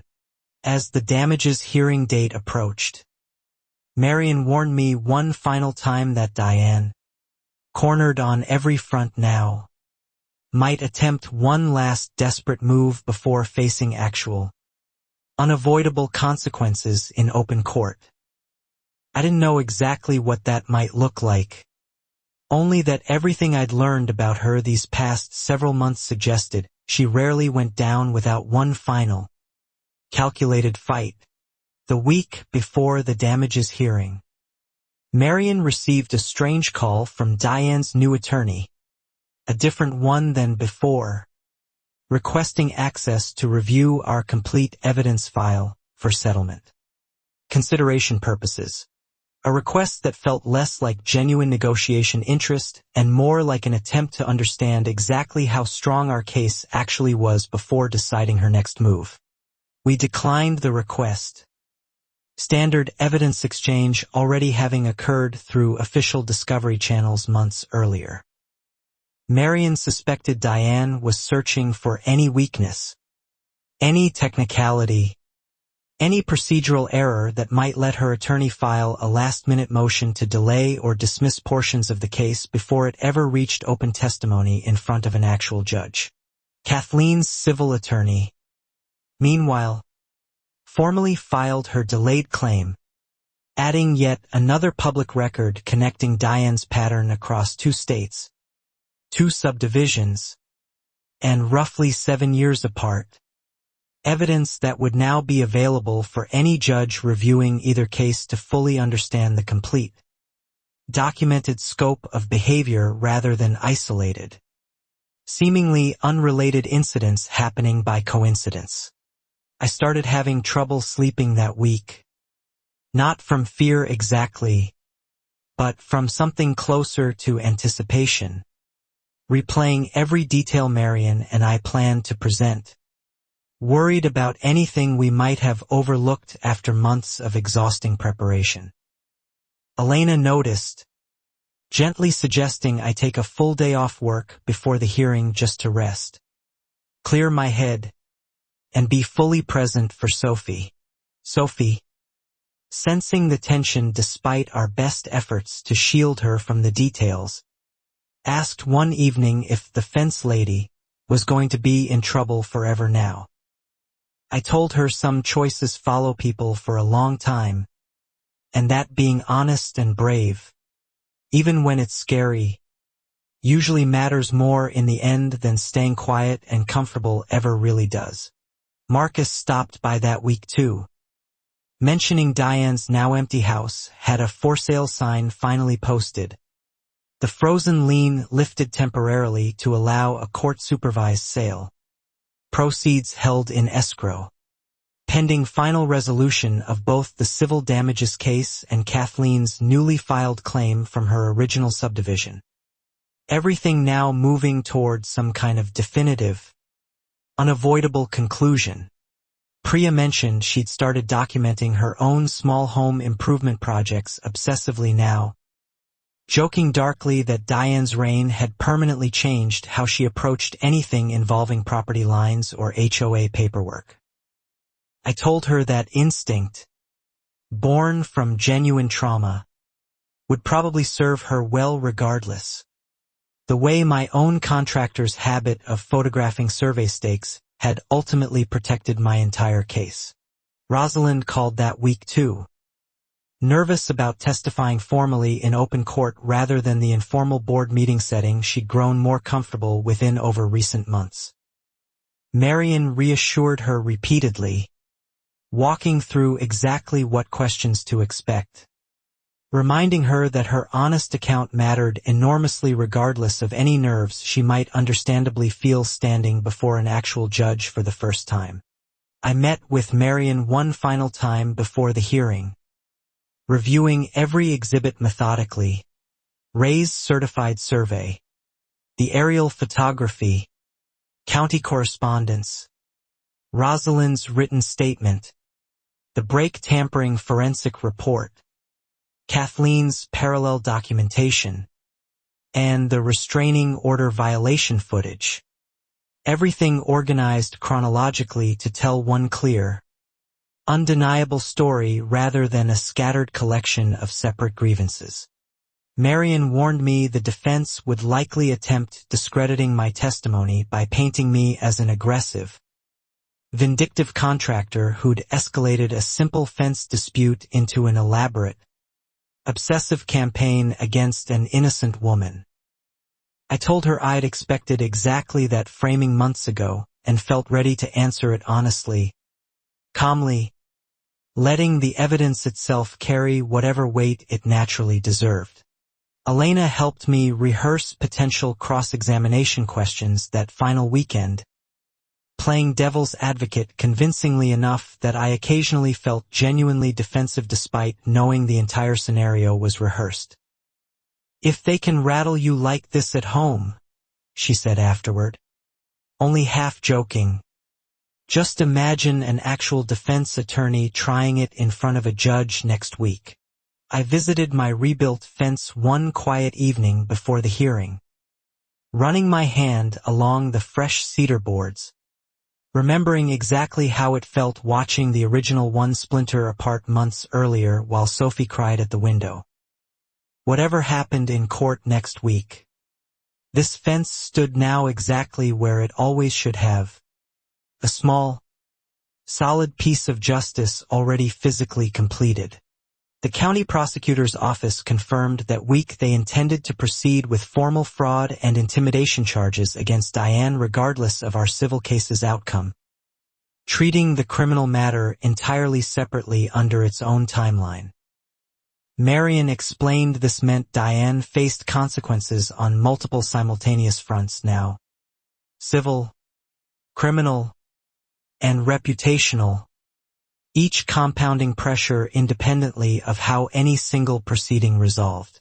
Tyler's own criminal case, separate from his mother's, moved toward a plea negotiation according to updates from the sheriff's department, the forensic fiber evidence apparently strong enough that his attorney was reportedly advising against risking a full trial given how clearly the brake tampering incident had been documented through both physical evidence and security camera footage timestamps.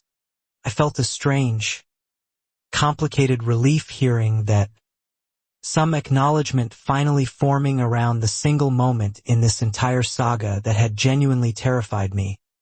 Not fences or fines or even CPS visits, but the very real possibility my truck's brakes could have failed with Sophie inside it. A thought I'd tried hard not to dwell on too deeply these past several weeks. Kathleen flew in 2 days before the hearing, offering to testify in person about the historical pattern from her own subdivision if the judge allowed it, strengthening our case considerably with direct, first-hand testimony rather than documentation alone. Marion filed the necessary motion immediately, confident the judge would recognize the clear relevance of pattern evidence spanning multiple, separate communities.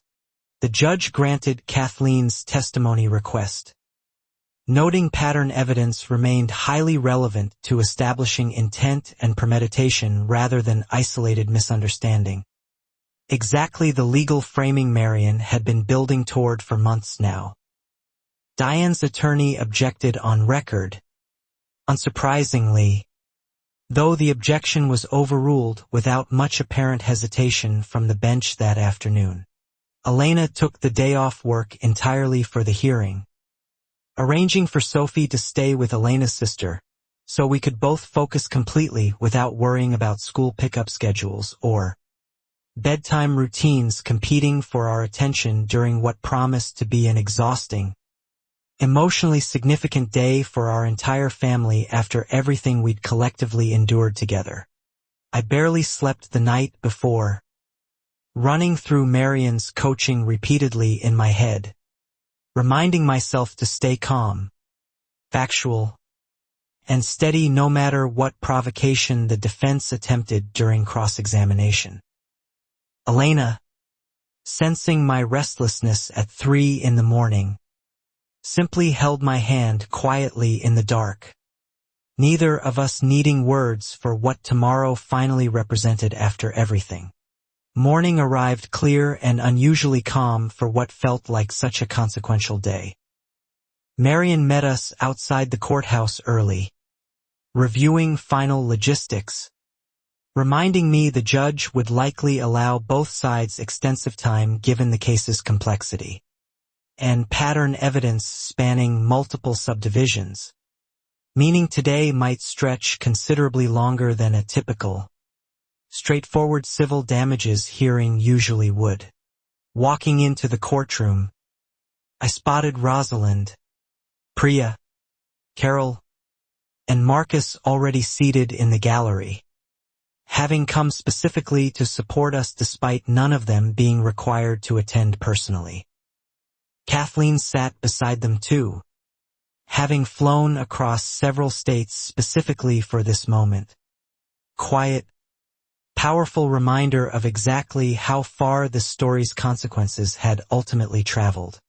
Diane entered separately, flanked by her attorney, looking noticeably thinner and more subdued than the composed, confident woman who'd once dismissed my concerns so smoothly across an HOA conference table months earlier. Frank was nowhere visible, their divorce apparently finalizing quietly enough that he'd chosen not to appear publicly alongside her for this particular consequential proceeding. The judge entered promptly, reviewing preliminary matters efficiently before calling the case formally into session.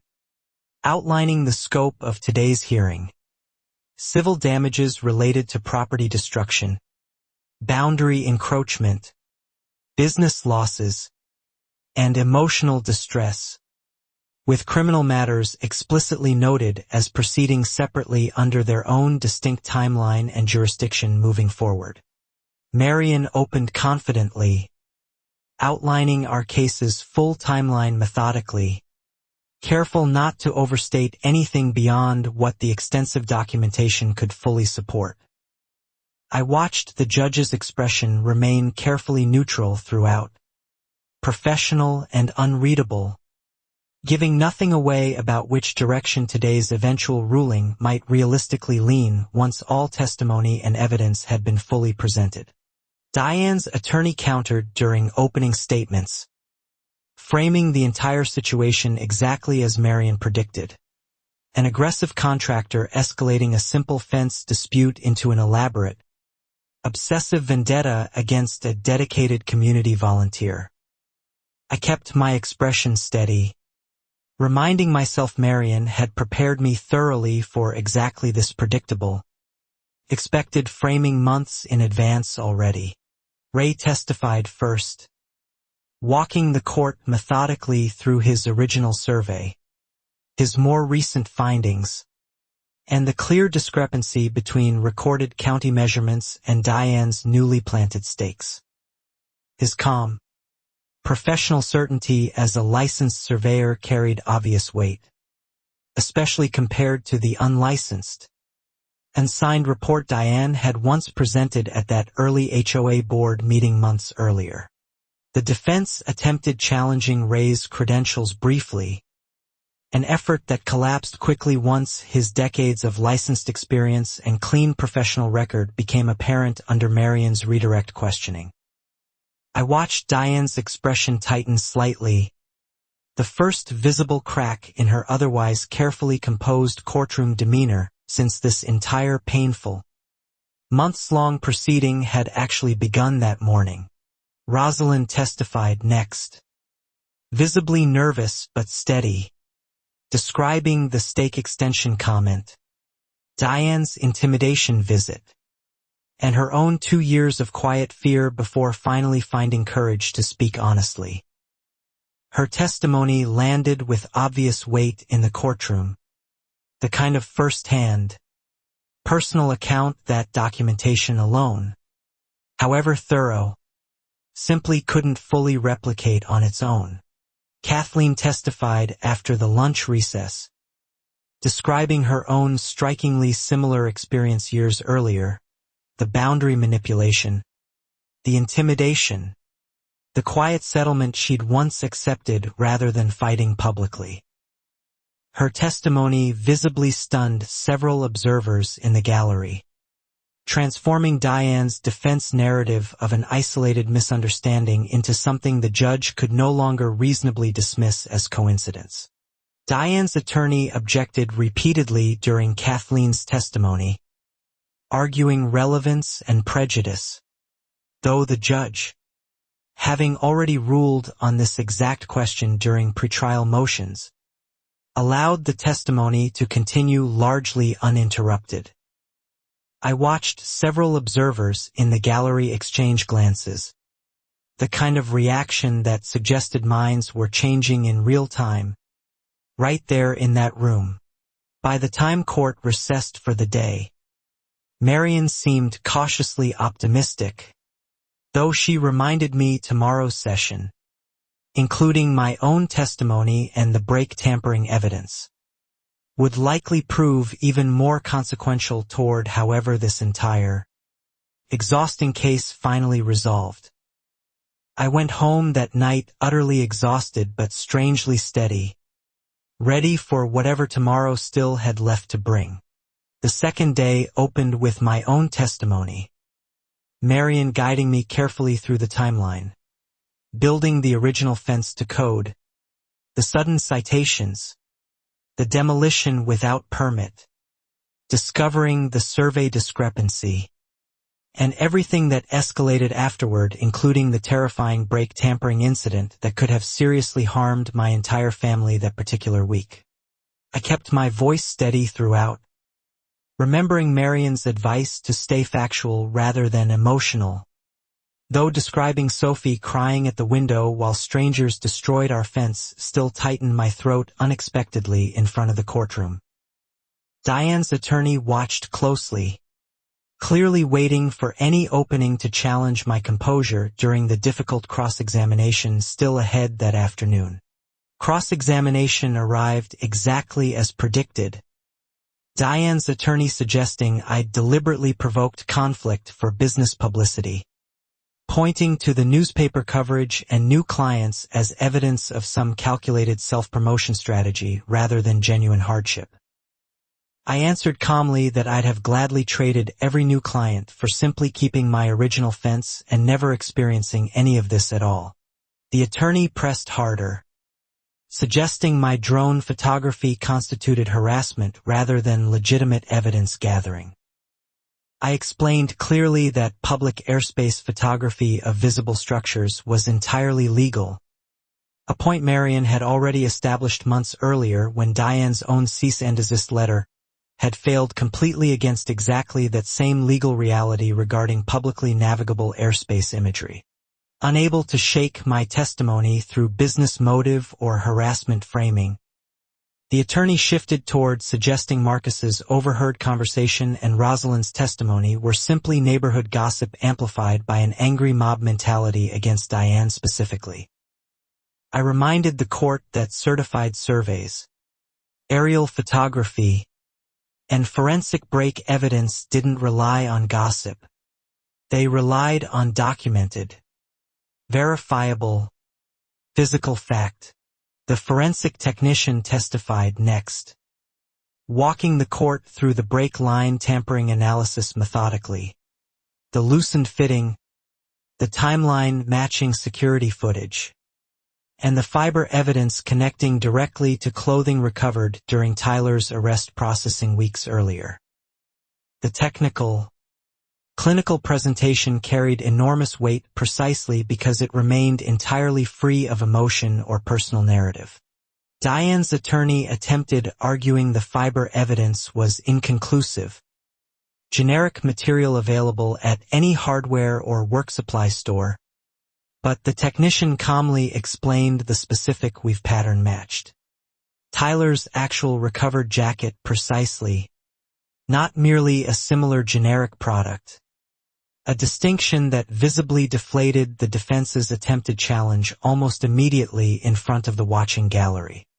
The security footage played next, Time-stamped, unedited, showing the dark figure approaching my truck at 2 a.m., crouching near the driver's side exactly where the tampering was later discovered. Though the face remained partially obscured, the height, build, and distinctive jacket matched Tyler unmistakably, especially alongside the fiber evidence already presented moments earlier that same afternoon. I watched Diane's face during that footage.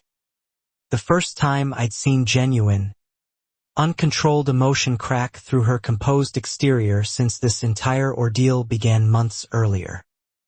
Whatever calculated performance she'd maintained through countless HOA meetings, mediation sessions, and courtroom appearances finally seemed to slip, if only briefly, watching her son's alleged crime play out publicly on a courtroom screen. The prosecution's parallel criminal case against Tyler, though technically separate, clearly informed the civil proceedings' momentum considerably. Marion arguing that Diane's pattern of escalating retaliation, culminating in genuinely dangerous vehicle tampering, demonstrated conduct far beyond ordinary HOA overreach, justifying substantial damages reflecting the severity and danger of what her family had ultimately, deliberately done. Diane's attorney called his final witness, a property appraiser suggesting my business income losses were exaggerated, coincidental market fluctuations rather than direct retaliation. Marion's cross-examination revealed the appraiser had never actually reviewed my canceled contracts directly, relying instead on general industry statistics rather than my specific, documented financial records from the exact period in question. That gap in the appraiser's actual analysis undermined his testimony considerably, the judge noting openly that generalized statistics couldn't reasonably override specific, documented contract cancellations, occurring precisely during the weeks Tyler's code enforcement visits and Diane's smear flyer had circulated throughout the neighborhood, an observation that visibly rattled Diane's legal team sitting at their table. Closing arguments began that afternoon, Marion summarizing methodically the original code-compliant fence, the illegal demolition, the manipulated survey stakes, Kathleen's parallel historical pattern, Rosalind's intimidation testimony, and finally the brake tampering incident representing genuine danger to my family, arguing collectively these demonstrated deliberate, sustained, escalating misconduct rather than any innocent, isolated misunderstanding. Diane's attorney countered, insisting his client had acted in good faith enforcing community standards, that any boundary discrepancy resulted from an honest contractor error unrelated to Diane personally, and that Tyler's alleged actions, even if true, couldn't fairly be attributed to Diane herself in a civil case specifically addressing her own conduct rather than her adult son's separate, independent choices. The judge thanked both attorneys, noting she would review all testimony, evidence, and exhibits carefully before issuing a written ruling within 2 weeks. Standard procedure for a case this complex and thoroughly documented. Sitting through that final recess felt strange after months of relentless momentum, suddenly forced to simply wait, patiently, for someone else's careful, considered judgment. Elena and I drove home mostly silent that evening, both emotionally drained from 2 full days of testimony, cross-examination, and reliving every difficult moment from these past several months in painstaking, public detail. Sophie greeted us excitedly at her aunt's house, oblivious to the emotional weight her parents carried, simply happy we'd finally come to pick her up again. The following days passed slowly, waiting for the judge's written ruling while ordinary life continued around us. Contracting jobs, Sophie's school activities, Elena's clinic shifts, all continuing steadily despite how much emotional energy remained tied up in a courtroom decision we couldn't influence any further now beyond everything Marion had already presented so thoroughly on our behalf. Marcus mentioned Diane's house had officially sold that week. The court-supervised proceeds held entirely in escrow pending both our civil ruling and Kathleen's newly filed claim, meaning Diane wouldn't see a single dollar from that sale until every outstanding legal matter reached its own separate, independent resolution across multiple jurisdictions and timelines now converging simultaneously. Priya called excitedly one afternoon, having learned through her own attorney that the judge's office had specifically requested additional clarification regarding the aerial photography timeline. A promising sign, according to Marion, that the judge was engaging seriously and carefully with the strongest, most objective pieces of physical evidence presented throughout the entire two-day hearing. Rosalind stopped by unexpectedly one evening, thanking Elena and me again for giving her the courage to finally testify honestly after 2 years of quiet fear. She mentioned she'd already been nominated informally for the HOA board's newly reformed leadership structure, something unthinkable months earlier when speaking up against Diane still felt like inviting serious, unpredictable personal retaliation. Kathleen flew back home after the hearing concluded, though she stayed in close contact through Marion. Her own delayed civil claim, now scheduled for a separate hearing months out, strengthened considerably by everything documented and testified during Cedar Hollow's proceeding. She told me finally feeling believed, after years of quiet guilt, mattered more than whatever compensation might eventually follow. I found myself, during that waiting period, reflecting often on how close this entire situation had come to ending quietly months earlier. A simple settlement check. My silence. Diane free to relocate again unbothered. Watching Rosalind's courage, Kathleen's relief, and Priya's restored citation reminded me constantly why pushing forward mattered for so many people well beyond just my own family. 2 weeks after the hearing concluded, Marion called with the judge's written ruling finally ready for review, her voice carrying a note of genuine excitement she'd carefully avoided expressing throughout the entire lengthy, uncertain waiting period. "You should sit down for this one, Danny," she said. "It's better than I expected, and I expected quite a lot already." The ruling found overwhelmingly in our favor. Full compensation for fence replacement, documented business losses, legal fees, and substantial additional damages, specifically citing emotional distress and endangerment related to the brake tampering incident. The judge explicitly noting Diane's demonstrated pattern across 2 subdivisions as an aggravating factor justifying compensation well beyond standard, ordinary property dispute damages. The written ruling specifically referenced Kathleen's testimony as establishing clear, deliberate pattern behavior rather than isolated misunderstanding. Language Marion had worked toward building for months, finally validated in an official, binding legal document that would follow Diane regardless of wherever she might attempt relocating or rebuilding her reputation next.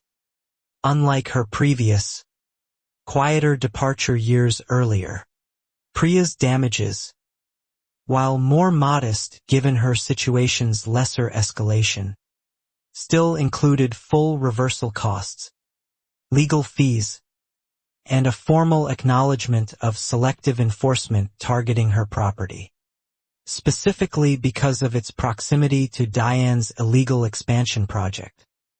A small but genuinely meaningful victory validating months of frustration over an unfairly enforced shed height citation. I read the full ruling twice, sitting quietly at my kitchen table while Elena read over my shoulder. Both of us absorbing months of exhausting effort finally distilled into concrete, official validation.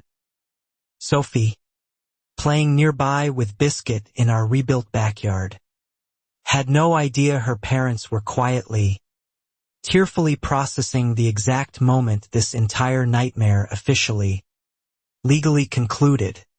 Marion mentioned the damages figure alone, combined with mounting legal fees from her own separate criminal defense and Kathleen's newly progressing claim, would likely force Diane into significant financial hardship regardless of whatever remained from her recently sold house's escrowed proceeds once every outstanding legal obligation finally received its own proper, court-ordered allocation.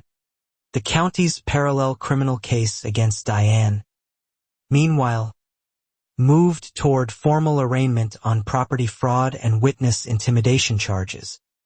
Prosecutors reportedly confident given the civil ruling's detailed factual findings, which, while not directly binding on criminal proceedings, provided exactly the kind of thorough, credible foundation that made building a strong criminal case considerably more straightforward for the prosecutor's office. Tyler's separate criminal case, regarding the brake tampering specifically, moved toward a plea agreement shortly after our civil ruling became public record, his attorney apparently recognizing the combined weight of forensic fiber evidence, security footage, and his mother's now documented pattern left little realistic room for any viable, successful defense at an actual criminal trial. I felt something finally settle in my chest reading updates about both pending criminal matters. Not vindictive satisfaction exactly, but a quieter sense that consequences, so long delayed, were finally arriving proportionate to everything my family, Priya, Rosalind, Carol, and Kathleen had all separately endured across years of Diane's unchecked, escalating pattern of institutional abuse and control.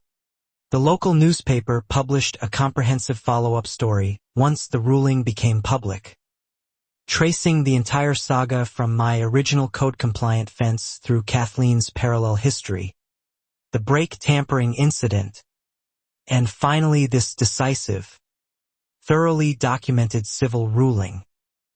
The story spread further than the earlier pieces, other communities recognizing warning signs from their own HOA experiences.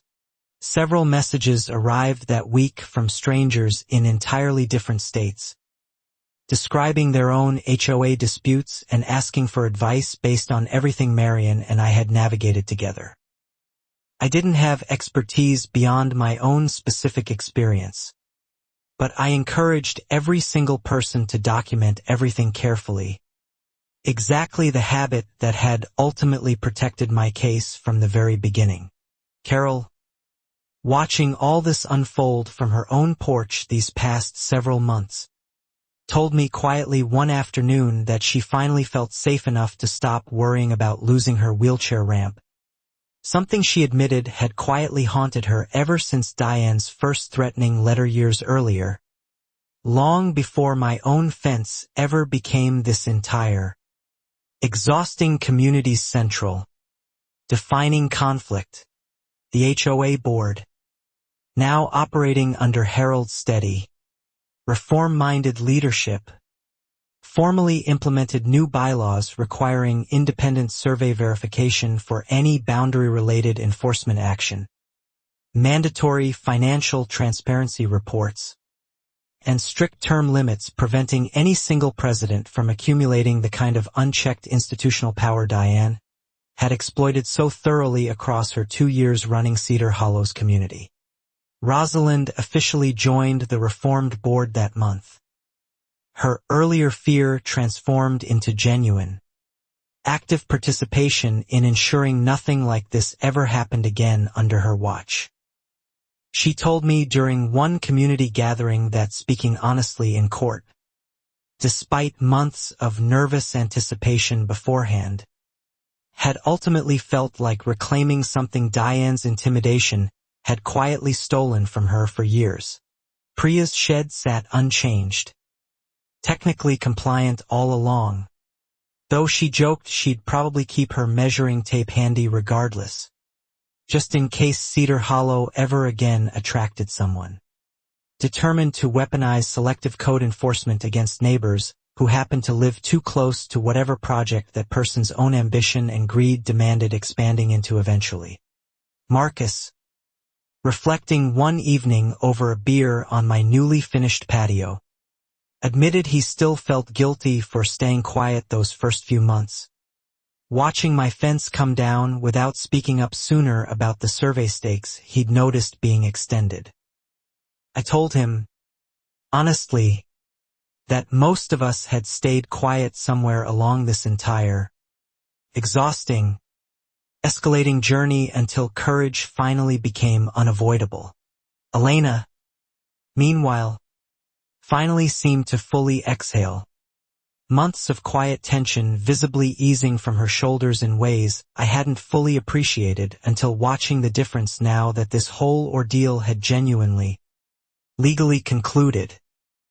She told me one night she was proud of how I'd handled everything, though she admitted she never wanted to relive anything even remotely close to this again. Sophie, now fully recovered from those early confusing months, spent her afternoons happily swinging in our rebuilt backyard, biscuit chasing after her sneakers with the same carefree energy he'd always had, seemingly unaware his own brief, terrifying bolt toward the street months earlier had been just one small casualty among many during this entire drawn-out neighborhood conflict. I found myself, that final week before the criminal arraignments began, driving past Diane's old property occasionally, still an empty, cratered lot behind that towering hedge. A strange, visible reminder of everything ambition, control, and calculated dishonesty had ultimately cost someone who'd once seemed so completely untouchable running an entire community's homeowners association with absolute, unchecked authority. The criminal arraignment finally arrived, Diane appearing before a different judge entirely, formally charged with property fraud, witness intimidation, and violating a protective order. Charges that, combined with everything already established through our civil ruling and Kathleen's parallel documentation, painted a complete, undeniable picture no defense attorney could realistically minimize any further. Diane's attorney, facing overwhelming documented evidence across 2 separate subdivisions and multiple corroborating witnesses, advised her to accept a plea agreement rather than risk trial, an agreement requiring formal admission of deliberate boundary manipulation, witness intimidation, and cooperation regarding Tyler's separate brake tampering case in exchange for reduced, though still meaningful, criminal penalties. Diane accepted the plea, standing before the criminal court and formally admitting, for the very first time in this entire saga, that she'd deliberately extended survey stakes to expand her own property boundary, aware exactly whose land she was encroaching upon, motivated by nothing more than personal ambition disguised carefully behind community aesthetic standards she'd selectively, cynically enforced.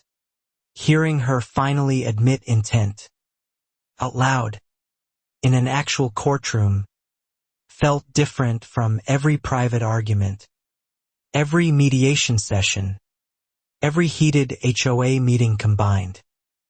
Months of misunderstanding and outdated survey excuses collapsed entirely into one honest, unavoidable admission.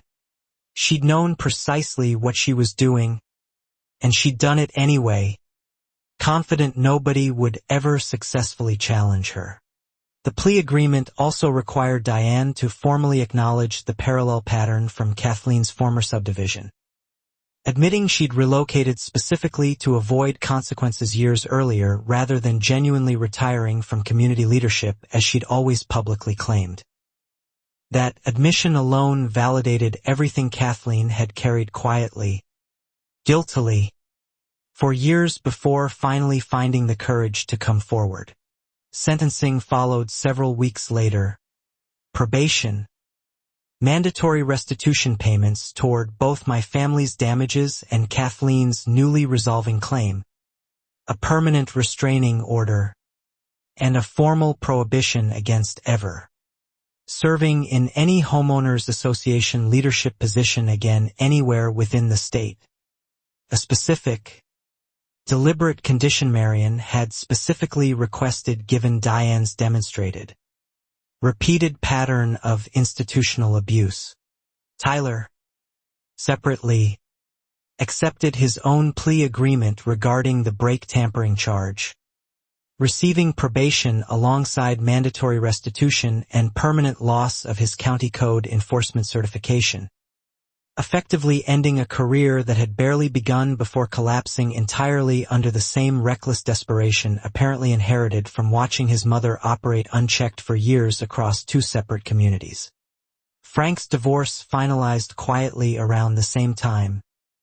No criminal charges attached to him directly, though the unlicensed survey firm connected to his development business faced its own separate regulatory scrutiny once county officials reviewed exactly how deeply his professional connections had enabled Diane's fraudulent boundary manipulation scheme from the very beginning of this entire situation. I attended the sentencing hearing personally, wanting to witness this final, official chapter close in person rather than simply reading about it secondhand through Marion's updates. Diane looked genuinely smaller somehow, standing before the judge. None of the composed, confident authority she'd once wielded so effortlessly across countless HOA meetings and mediation sessions these past many months. She glanced toward me briefly during sentencing, an expression I couldn't quite fully read, something between resentment and exhaustion, before the judge finished reading formal terms into the record. I felt no urge to gloat, only quiet, steady relief that this entire exhausting chapter, spanning nearly a full year of my family's life, had finally reached its genuine, undeniable conclusion. Walking out of the courthouse that afternoon, Elena squeezed my hand tightly, both of us silent for a long moment before she finally said, "We can stop looking over our shoulder now." I nodded, realizing I hadn't fully noticed how much quiet vigilance had become our default state these past months until finally imagining what letting that constant tension go might actually feel like. The restitution payments began arriving through Marion's office over subsequent months, funded partly through Diane's escrowed house sale proceeds, covering fence replacement costs, my documented business losses, legal fees, and additional damages specifically tied to the endangerment represented by brake tampering that could have seriously injured or killed my entire family that particular week. Priya received her own restitution shortly afterward, modest but meaningful, closing out her portion of this long, exhausting saga with the kind of quiet, official validation that overturned. Citations and public apologies alone couldn't quite fully provide months earlier when her shed dispute first began escalating alongside my own much larger, more dangerous conflict, Kathleen's separate civil claim, strengthened enormously by Diane's formal criminal admission regarding the historical pattern, settled favorably shortly afterward too, providing her long-delayed compensation and, more importantly to her, the official, undeniable validation she'd quietly craved for years after accepting that original, quiet settlement instead of fighting publicly back when this entire pattern first began. I thought often, during those final months of restitution payments and paperwork, about the empty, cratered lot sitting behind Diane's old hedge, concrete and steel rebar that had once represented her. Arrogant confidence now simply gone, demolished entirely at her own expense. Exactly the reversal I'd never fully imagined possible during those first terrifying weeks after my own fence came down. The new owners of Diane's former property, according to Marcus, planned an entirely different kind of renovation. Modest, properly permitted, respecting the exact boundary lines Ray's original certified survey had always correctly established. Watching legitimate construction finally proceed there felt like its own small, quiet symbol of everything this entire community had collectively fought so hard to restore.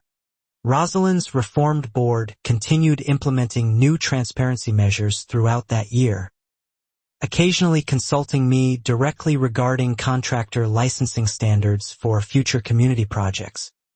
A strange, welcome shift from being Diane's specific target toward becoming someone the neighborhood actively trusted for honest, practical expertise regarding construction and property matters generally. Carol, finally free from years of quiet fear regarding her wheelchair ramp, became something of an unofficial neighborhood historian, telling newer residents the full story whenever anyone asked why Cedar Hollow's bylaws now required such thorough, independent verification before any boundary dispute could ever again escalate toward the kind of unchecked, dangerous authority Diane had once wielded so completely. Elena and I hosted one final gathering that year, a proper backyard barbecue behind my fully rebuilt fence, inviting everyone who'd played some part in this long, exhausting fight. Marion, Ray, Kathleen visiting again, Priya, Rosalind, Carol, and Marcus. Everyone gathered together celebrating something that had started as private, terrifying fear and ended as genuine, hard-won community solidarity. Sophie, now fully recovered and thriving, ran happily around the yard with Biscuit and several neighborhood kids, completely unaware her own small, confused tears at that broken window months earlier had ultimately become part of a story that changed how an entire community understood accountability, courage, and the real, lasting cost of unchecked institutional power left entirely unchallenged. Marion raised a quiet toast that evening, calling this one of the most genuinely satisfying cases she'd ever handled, not because of the money, but because of everything it had ultimately restored. Honest boundaries, restored trust, and a community finally willing to speak up rather than stay silent out of fear whenever the next ambitious, controlling personality inevitably emerged somewhere down the road.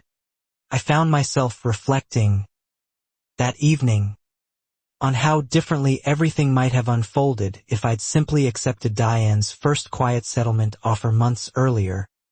Fence repaired, some money, silence purchased cheaply. Kathleen's relief, Rosalind's courage, and Priya's restored citation reminded me constantly that pushing forward had mattered enormously for people well beyond just my own immediate family's situation. Diane, according to the last update Marcus shared, had relocated to a small rental apartment across town, her probation terms strictly monitored, effectively barred from ever again holding any position of community authority anywhere in the state. Her carefully constructed reputation, built across years and 2 separate subdivisions, had finally, completely, and permanently collapsed under its own accumulated weight. Tyler, similarly, struggled finding steady employment afterward, his revoked certification following him through background checks regardless of wherever he applied next. A direct, unavoidable consequence of choices he'd apparently made, believing his mother's institutional power could somehow shield him from any real, lasting accountability for something as genuinely dangerous as tampering with someone's vehicle brakes. I felt, watching all these final consequences settle into place, less like triumphant vindication and more like quiet, steady closure, the satisfying but sober feeling of watching a genuinely dangerous, manipulative pattern finally, completely stopped before it could relocate once more and repeat itself against some other unsuspecting family in some other trusting, unprepared community somewhere down the road. Harold, reflecting one afternoon over coffee, admitted he still felt guilty for how long the board had allowed Diane's authority to go unchecked. Admitting real reform only happened once someone, meaning me, refused to quietly accept an easy settlement and simply move on. I told him hindsight always looked clearer, and what mattered now was the reforms actually holding going forward. The reformed HOA bylaws, term limits, independent verification requirements, and mandatory transparency reports remained firmly in place a full year later. Rosalind reporting no similar disputes had emerged since, though everyone involved remained quietly, permanently more vigilant than Cedar Hollow's residents had ever collectively been before Diane's 2-year reign of unchecked, selectively enforced authority over their entire community. Sophie's swing set still stood exactly where I'd first built it, weathered now by another full year of seasons. Biscuit's favorite napping spot shifted permanently beneath its familiar shade. Watching her swing freely, our rebuilt fence standing solid and undisputed around her, I finally felt something I hadn't fully experienced since this entire nightmare first began. Complete, uncomplicated peace. Elena joined me on the porch one quiet evening that following spring. Watching Sophie and Biscuit play together in a backyard finally. Entirely our own again. No disputed stakes. No anonymous flyers. No midnight tampering. Nothing left of Diane Whitfield's 2-year reign except empty concrete craters behind an old hedge and the hard-won reforms that would hopefully protect whoever came next. A year after the sentencing, I received a letter, forwarded through Marion's office, from Diane herself, brief and stiff, acknowledging the harm caused without quite managing genuine warmth or remorse in its careful, guarded phrasing. I read it once, showed Elena, then filed it away in the same folder holding every other document from this entire long, exhausting chapter of our lives. Kathleen and I still exchange occasional messages. Two strangers connected permanently by the same person's calculated pattern of manipulation across separate states and years. She told me recently she'd finally sold her old house too, ready to move forward completely, grateful that speaking up publicly through our case had given her the closure her original quiet settlement never actually provided. My contracting business settled into a steady, healthy rhythm afterward. The newspaper coverage's initial curiosity fading into a solid, ongoing reputation built on actual quality work rather than any lingering drama. Elena returned to her normal clinic schedule, and Sophie, now 7, barely remembers the details anymore. Just vague memories of the fence lady and a swing set rebuilt twice. Cedar Hollow's reformed board continued functioning smoothly under Harold and Rosalind's steady leadership. Occasional minor disputes arising as they naturally do in any community, though always resolved now, through the transparent, independently verified process everyone had fought so hard to establish after watching exactly what unchecked institutional power could do when left entirely unquestioned for too long. I still think, occasionally, about that first certified letter accusing my perfectly legal fence of some invented aesthetic violation. How small and manageable that moment seemed compared to everything it eventually revealed and required to finally resolve. Sometimes the smallest, most unfair moments end up exposing something far larger. If you're simply stubborn enough and careful enough to keep documenting everything. Ray still jokes, whenever we run into each other around town, that I owe my entire case's success to an old contractor's habit of photographing survey stakes nobody else thought worth documenting. Maybe he's right. It just comes down to who kept the better paperwork, and who refused to stay quiet once the truth finally, undeniably, became impossible to ignore. These days, our backyard stays quiet and unremarkable in the best possible way. A swing set creaking gently, biscuit dozing in dappled shade. A 6-foot cedar fence standing exactly where it always legally belonged. No certified letters. No anonymous flyers. No towering hedges hiding secrets behind them. Just an ordinary family finally living an ordinary, undisturbed life again. Sometimes Elena and I sit on the porch after Sophie's asleep, remembering how close we came to simply accepting a quiet settlement and moving on quietly ourselves. We're grateful, now, that we didn't. Grateful for Rosalind's courage, Kathleen's honesty, Priya's persistence, and Marion's steady expertise, all of it converging to finally hold someone accountable who'd spent years believing she never would be. Diane Whitfield's empty, cratered lot still sits behind that same overgrown hedge. Concrete and steel rebar long since hauled away. Nothing left but bare earth where her ambition once stood. My own fence, meanwhile, stands solid and undisputed, cedar boards weathering honestly in the sun. Some property lines, turns out, really do mark exactly where the truth begins.